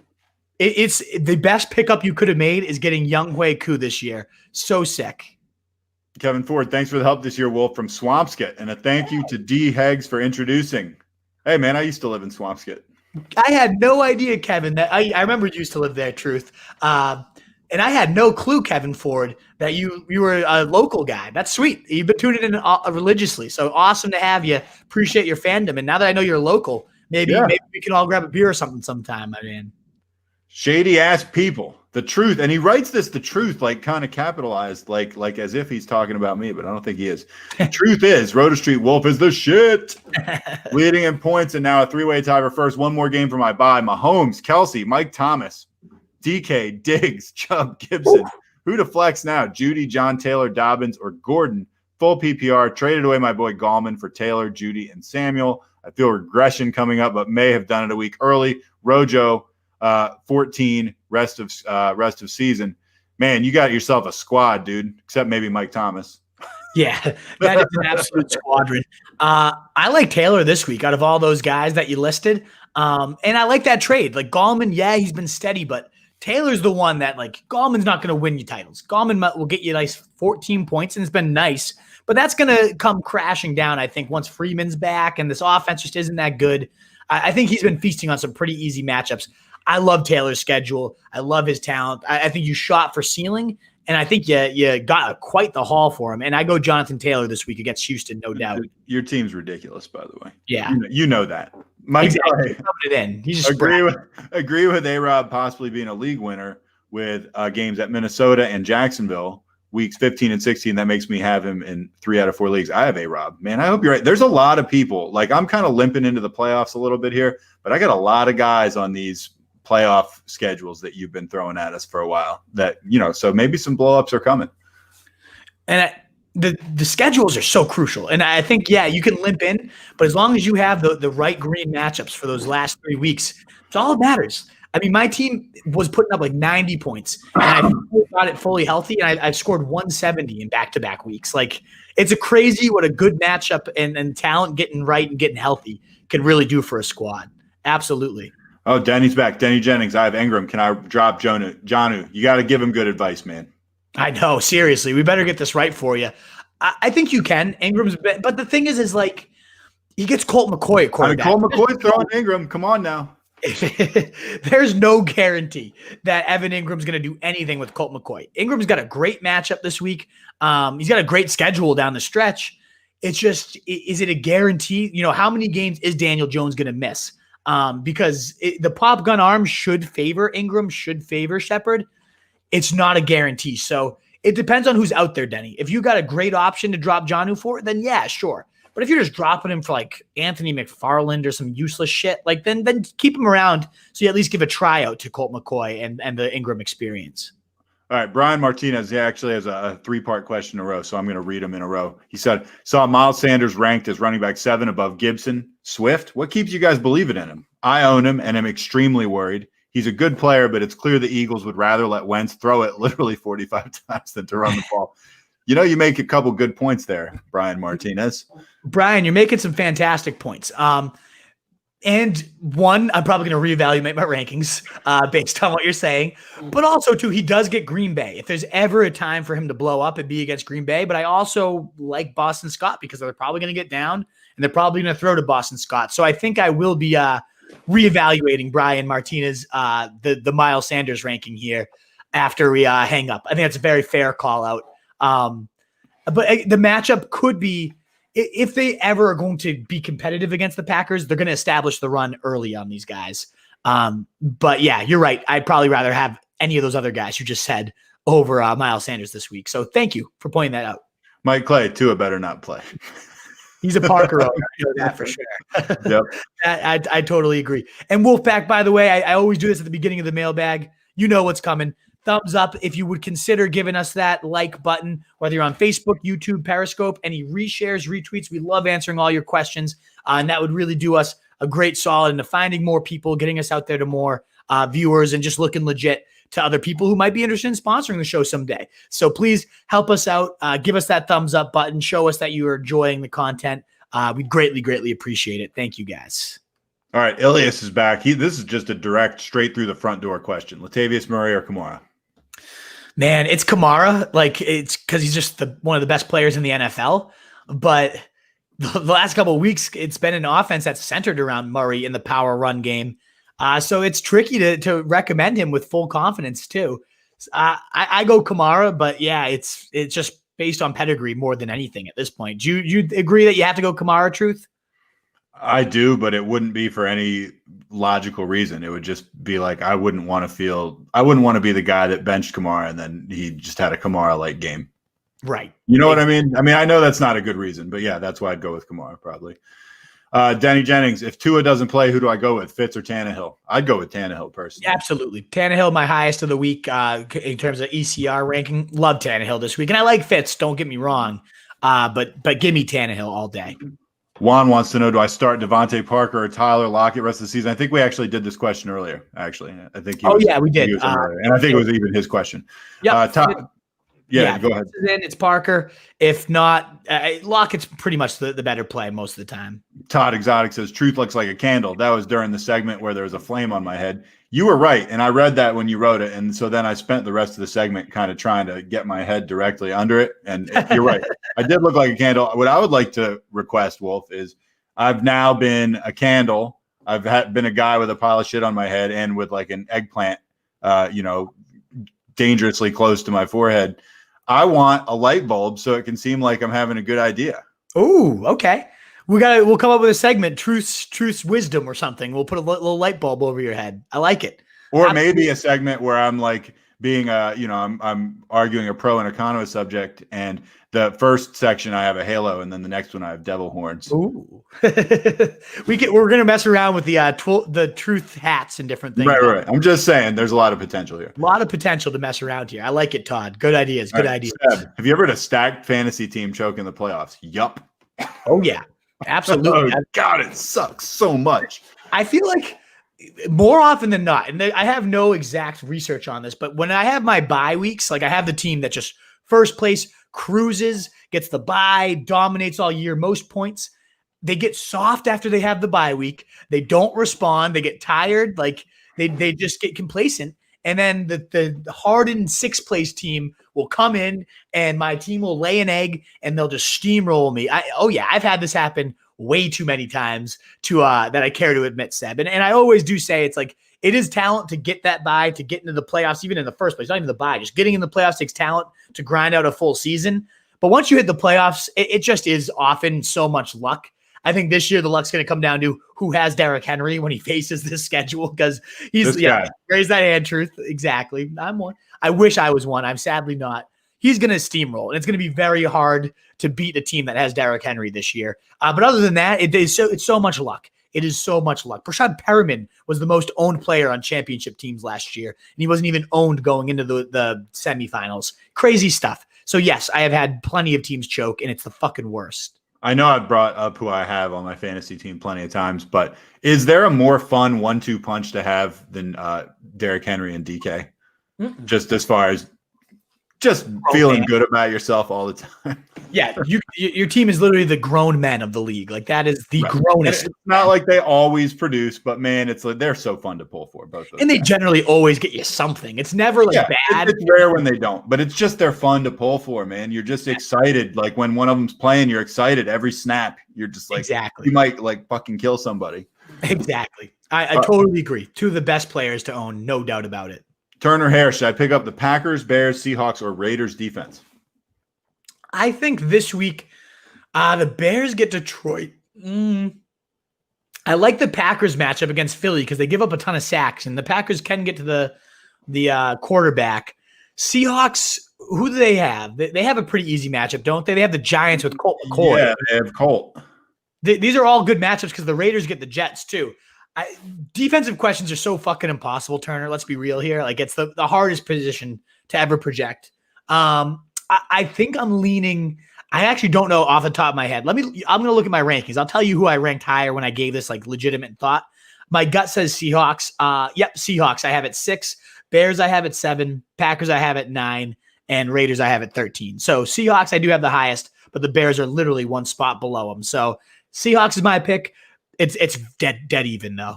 Bailey Fields wants to know Chubb or Mostert this week. That's not dead even for me. That's Chubb. No brainer. And I like Mostert, but it's Chubb, definitely. It's Chubb. Anthony Acosta, pick 3. Miles Sanders, Justin Jefferson, Josh Jacobs, Swift, or Gaskins. I love Jefferson. I love Swift. And I got to probably go Sanders against that defense. Now, Josh Jacobs does get the Jets.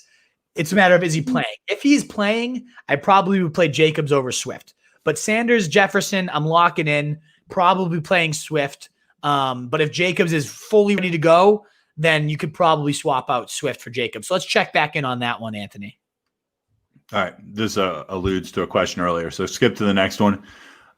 Kid Kobe wants to know Gibson or Ayock this week, PPR. Thank you. Gibson. I get the scared, why Pittsburgh could scare you. But it's Gibson. He's been too damn good to put on your bench at this point. Ayuk's nice, but like not that nice. Definitely not. BMC machine. If Monty can go off on Green Bay, Sanders is a heck of a play. Huh? Monty did go off on Green Bay. That's a really good point. That's kind of what I was saying to like Brian. That exactly. The matchup won't matter when they're getting blown off at halftime. Boston snap. So I mean that's the risk there. You guys are kind of. I like this conversation going. I know. It's actually I was reading that. It's actually a pretty good conversation. They're arguing about, well, not even arguing, just talking about who to play. Good points all around. I'm going to let you guys continue to talk, and we'll probably just move on to the other questions. But you guys are raising all great points about them. Enrique Ariana, I'm in a PPR league 12-man. I traded Debo Samuel, T. Higgins, and Zeke for Hopkins and Ronald Jones. I'm in the playoffs. Already have Keenan, Eckler, Mahomes, and Kelsey. So you're adding Hopkins and Rojo to that, huh? Yeah, I mean, nice little foundation. It's Hopkins, he's had a couple down weeks. He's also had 2 of the toughest matchups you could possibly ask for. He gets another one against Ramsey this week.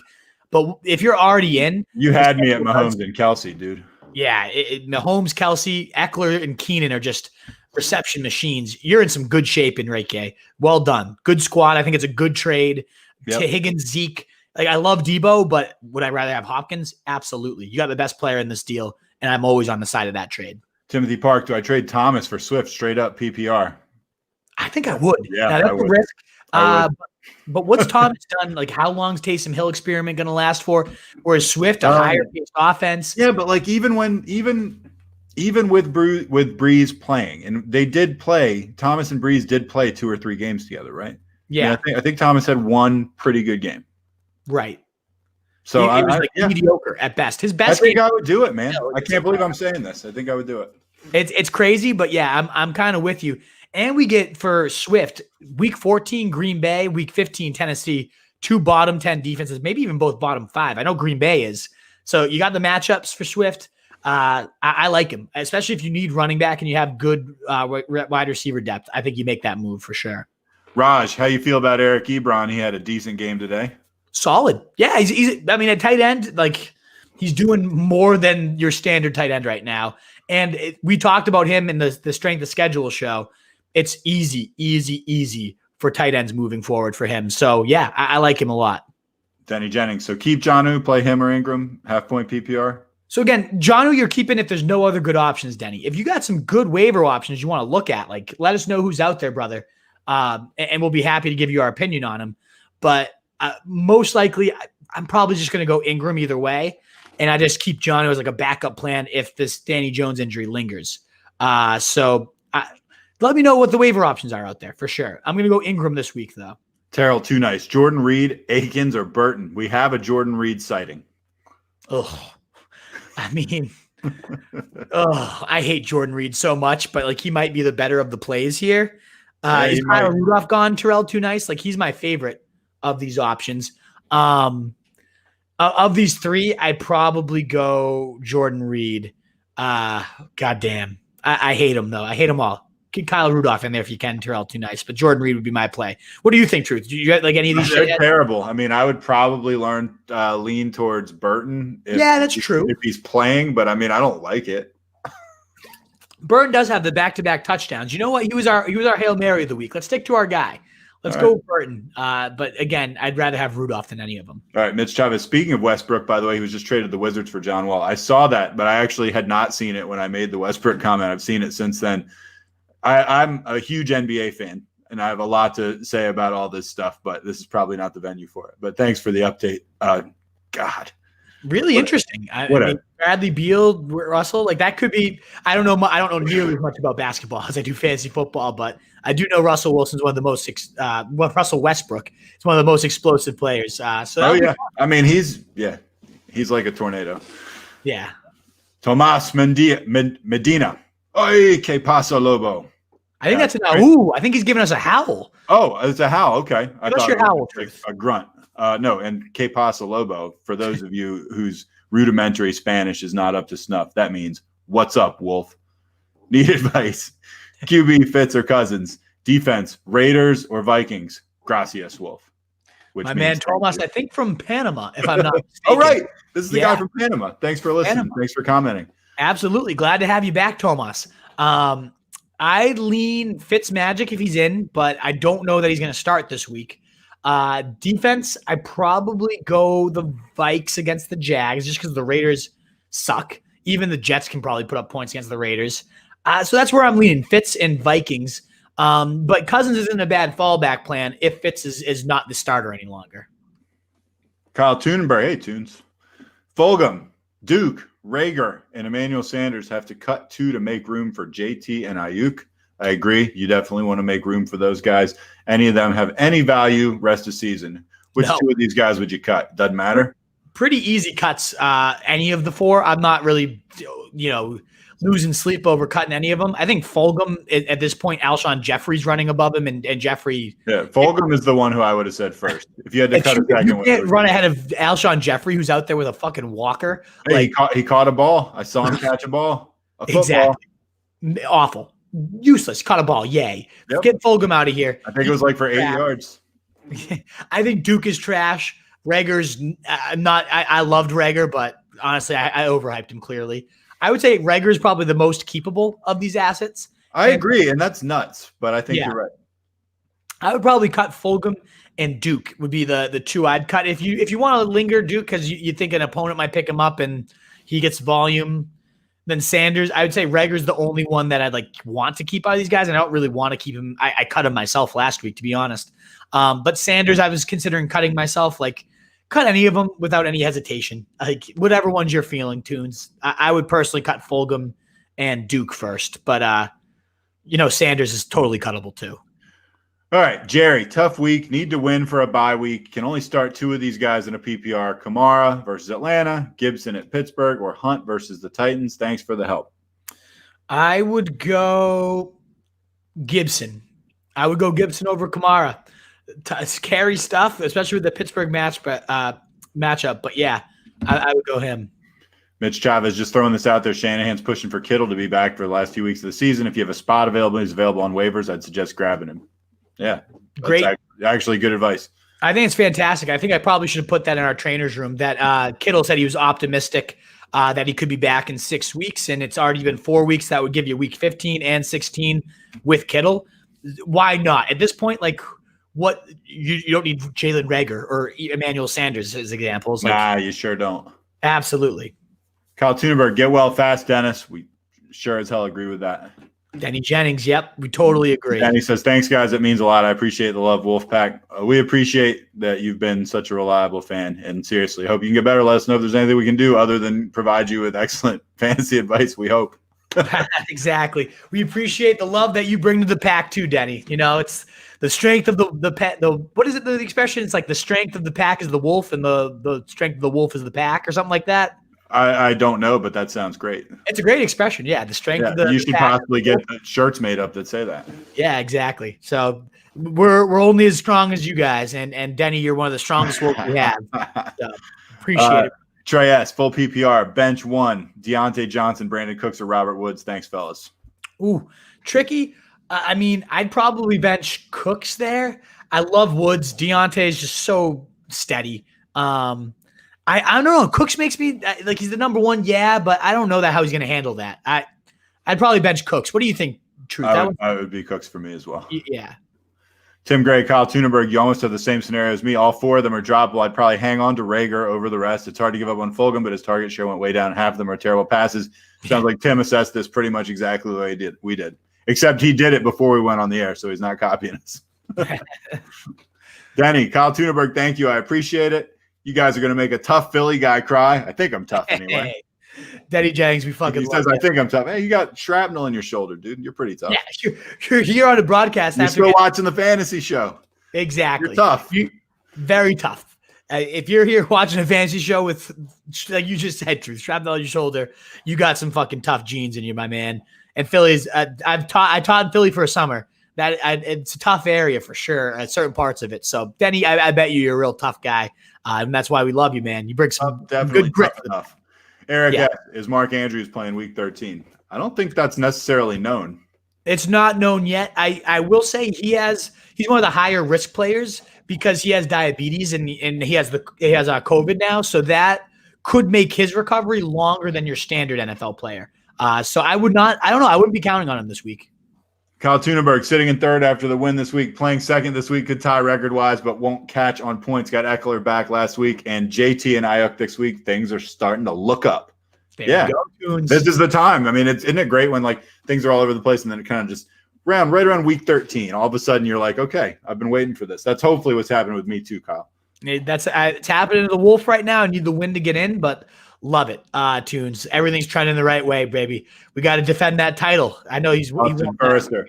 The truth is, I was giving you a shout out. Okay, good. Big fan here. Been around a while. First episode I seen with you was this year, and that's when I picked I'd rather fight Sue in his basement with him on meth. We got to bring back the hypotheticals. Oh, man, I'm sorry. I'm letting the fans down. You know, there's probably like a handful of people that really enjoy the hypotheticals, and I've been asleep at the wheel. I appreciate the shout out, man. I love the hypotheticals. Mitch Chavez, Pat Mahomes, and Travis Kelce, I love as fans and fantasy players. Doesn't get much better. Would love DK and Henry too, though.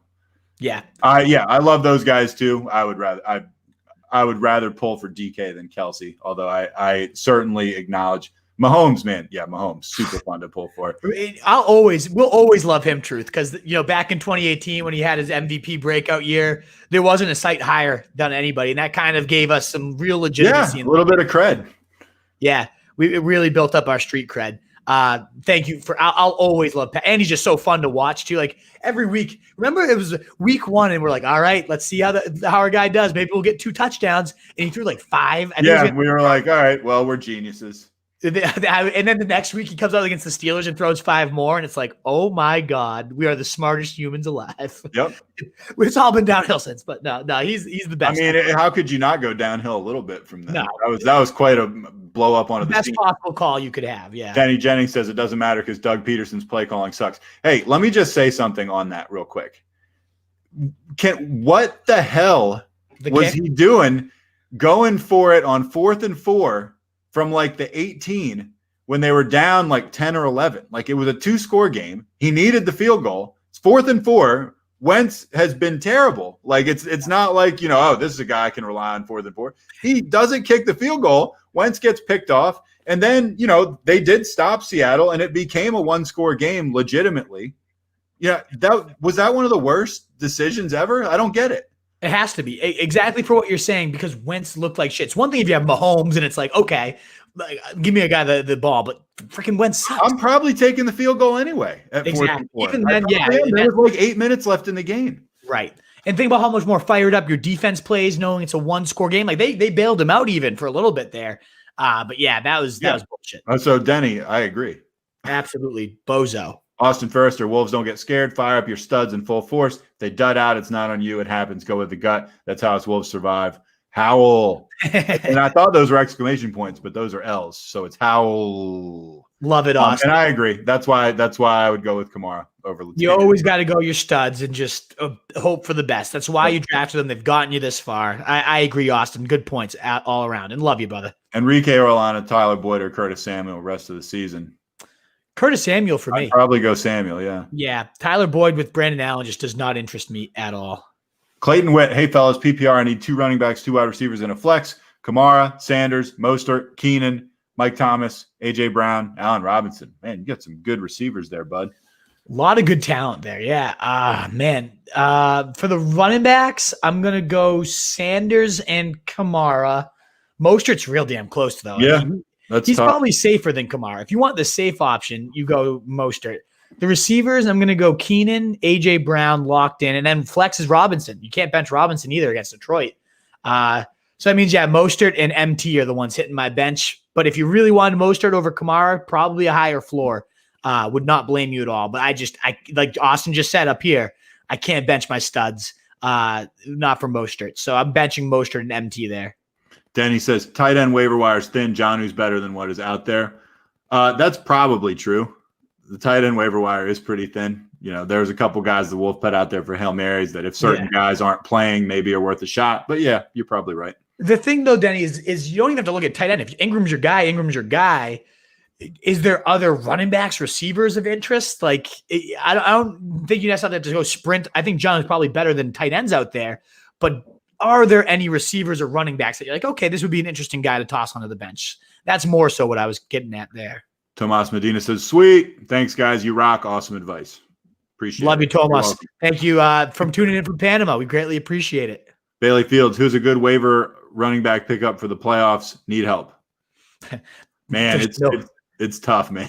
That's a tough one. Yeah, you're not going to find a good one here. The 2 I would say that could be intriguing, Gore for volume right now. I got Gore last week, and I'm happy I got him. He's just like a nice 10 to 15 points. And then Akers could be the blow up. Like if you're looking for upside, Akers could take over that backfield for sure. All right. Enrique Rolana, just subscribe to y'all. I appreciate the good advice. Keep up the good work. Thanks, dude. Thanks for tuning in. Glad to have you aboard. As long as you're not playing them in fantasy, tell your buddies. After the season, tell your buddies. Welcome to the pack. Exactly. Tell some buddies if you're not facing them in fantasy. Hit on the notifications if you want to tune in and get your questions answered. We go live like 4 to 7 times. Depends on the week, but we will at least be live 4 times a week, depending on when football falls. That's all up in the air these days. Yep. But yeah, great to have you. Anybody else out there that might be tuned in and is not subscribed, please consider doing it. We'd love to have you aboard. We've grown from I think we entered the summer with 600 YouTube subscribers to now well over 1,000, which has been great to see. We'd obviously love to take that 1,000 and turn it into 100,000 eventually. So we appreciate it though. Thank you, Enrique. We appreciate having you aboard. Mitch says, get well soon, Dennis. I love the pack coming together. Terrell, 2 nights. J.K. Dobbins smash play against Dallas. Maybe. Only if fully healthy, brother. If he's good to go and he's in, he is the monster. Like when he's the 65, 70% guy. I don't know that he's going to still be that guy right away though. It's not a smash play. It's not. It should be, but not with his health a little bit in question right now. Speaking of smashing, where the hell is Fat Boy?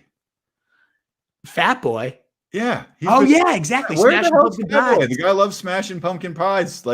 Come on, Fat Boy. Where are you? He was a regular. I know if he was watching, he'd be commenting. So I'm assuming he's elsewhere. Yeah. Fat Boy, get him back on here, man. If any of you guys are attached to bringing Fat Boy to the show, we loved having him here. Get Fat Boy back. Kyle Tuneberg, not defending the title, getting it back. Right. 2 years ago that you won. Okay, so now we gotta get it on back for you for sure. Austin Furster, I am # shady ass people. Oh, we know. Yeah, of course we know you're shady ass. No doubt. Come on. You picked the Sue meth fight. Exactly. Austin Furster, nothing was said prior waivers this week. With the game being played today, people weren't allowed to claim players unless you had open spaces. I had 2 and I claimed Akers and Kiki, then revoked. They revoked it for you or they let you do it?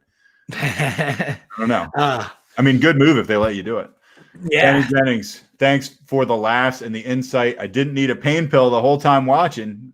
That means we're acting as a prescription level drug right now, Wolf. That's something.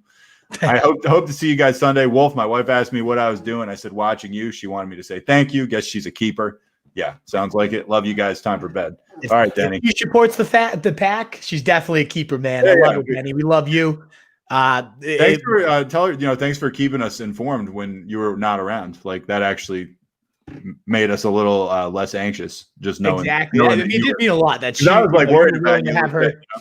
It was great. It was humbling, honestly, to have somebody check in and be like, "Yeah, Denny's.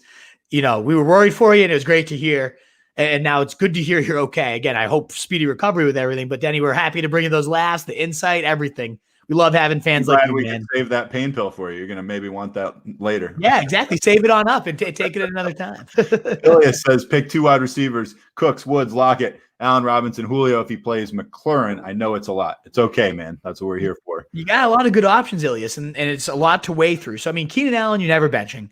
Pat's matchup aside, like it's tough to bench Robinson here too. And McLaurin is. Oh yeah. I think it's Allen, McLaurin, and Robinson. Oh, we got to pick. But he only gets 2 though. Is the thing. Man, that's. I'm going Allen and what's his face? McLaurin. No, what was the first one we said? Robinson. Yeah, definitely. See, I'm going to go Allen McLaurin. That's tough though. That's really tough. I mean, you're talking about when you said Allen initially, I thought you meant Keenan Allen, and I now see he's not on the list. So we agree on Allen Robinson being the top guy. Okay. So Keenan Allen's not on the list. It's Allen Robinson and McLaurin. Those are the 2 I would go there. I agree with you. All right, Austin Firster, especially with the dude who is 1-10, still been able to claim people with 3 guys more than he should have on his bench. Shady or no? That is shady. I hate it when people that are out of the playoffs are doing stuff that's influencing stuff that is happening amongst the people fighting for the playoffs. What do you think of that, Wolf? Yeah, I agree and disagree because it's like give it to me. I like people that are showing fight and like wanting to like screw up the league. I like people setting good rosters, but yeah, it's like, kind of fuck you, man. Like, get out of here. You're useless. So it's tough because you want people to stay engaged. Yeah. But you don't want, No, I understand what you're saying. I respect it. Like, I'm like, I haven't been in that position, but if I'm in last place, if I can screw over my rival and get the top guy away from him, I'm still going to do it. Like, well, waivers, I agree with you. I feel like it should be a very hard and fast trade deadline rule when you've been eliminated from the playoffs. Oh, like, you should not be able to make a trade if you can't make the playoffs. In my opinion. I totally agree with that. When people do sketchy trades when they're knocked out, I absolutely hate. But I agree with you on waivers. You should fucking go nuts, make trouble for people. Denny Jennings says James White. Yeah, so he's talking about the waiver pickup. I like James White with Burkhead gone. We've seen the receiving role get more firm. He's getting involved in the goal line. I could drop Jonnu for him, but yeah, I think so. I think so. Interesting. Carlos Orozco, having D-Hop and Mike Thomas is a tough life. D-Hop has really turned down, but he'll get back for you. Maybe not this week against Ramsey, but he'll bounce back. Don't you worry. You're right. At the beginning of the year, you got those 2. You've been like, all right, well, this one's over. Another championship. Mitchell James, Wentz or Fitzpatrick this week. I'd go Fitz. Gotta go Fitz if he's playing. Yeah, I'm going Fitz. I'm going Fitz, man. Tough to pick Wentz over anybody. Absolutely. Danny, drink one for me. You can count on it.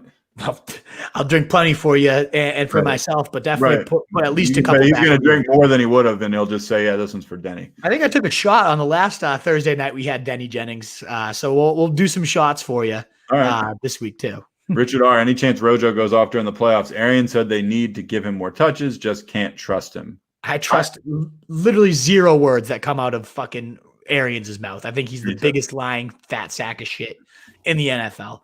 Screw him. Does he deserve the touches? Absolutely. Could he go off if he gets them? Yes, he's very talented. I like. You're right, but you can't trust him. I don't trust him at all. Danny says now it's good night. Well, we're glad we kept you till 9:30.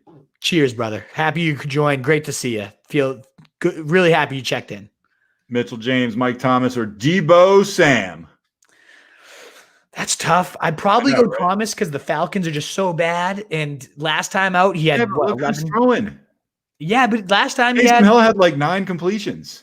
Yeah, I think he threw for 75 yards or something. That was against the Broncos, though. The Falcons are so bad. Thomas did have 11 catches. Won 43-6 this week. It's tough. And Debo's in a nice spot. You know, I'm going Debo, man. I disagree with the Wolf on this. Yeah, it's a tough one, Mitch. That's a tough one. I might disagree with myself, honestly. But I just, we saw Mike Thomas roast the Falcons last time, and he just when? He peppered him last time. Mike Thomas got peppered by Taysom Hill against the Falcons. 14 targets or something crazy. Wait, with Hill at quarterback? Yeah. 2 weeks ago. He had like 11 catches for like 100 yards. It was crazy. All right, fine. Maybe I agree with you. I thought that was Brees. Austin Forrester. Well, that's who I got. Taylor off of last night before waivers, so he can take whoever. LMAO. Yep. Oh, man. Yeah. There you go. Night dudes. Wolf out. Emoji shit. Absolutely. Mitch, last question, I think. How can I further help out the pack? Let me know. Message you on Insta. Best of luck this week, Wolfpack. Thanks, guys. Thank you, Mitch, and thanks for offering. We had somebody offer last show I was on, is there a place I can donate? And we're like, well, there's not yet. I mean, honestly, right now, just other than if there's merch available you want to buy or something like that, the fact that you're watching and engaging and obviously subscribing, maybe telling a few people, just, you're helping us out a ton.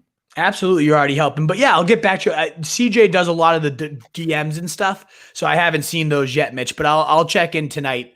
And we could try to chat further and see if there's other ways to help out. Yeah, you guys are a great fan, so totally interested to hear what you'd like to do. But even just what you're doing is such a huge help. Like Truth just said, tuning in, commenting, staying engaged, getting other people. You were here the whole show, dude. We were on for almost 2 hours. So you're thank a fucking you. Man. Like you're already such a huge help, and it's just awesome that average turnaround time of DMs going from CJ to the Wolf 6 to 8 weeks.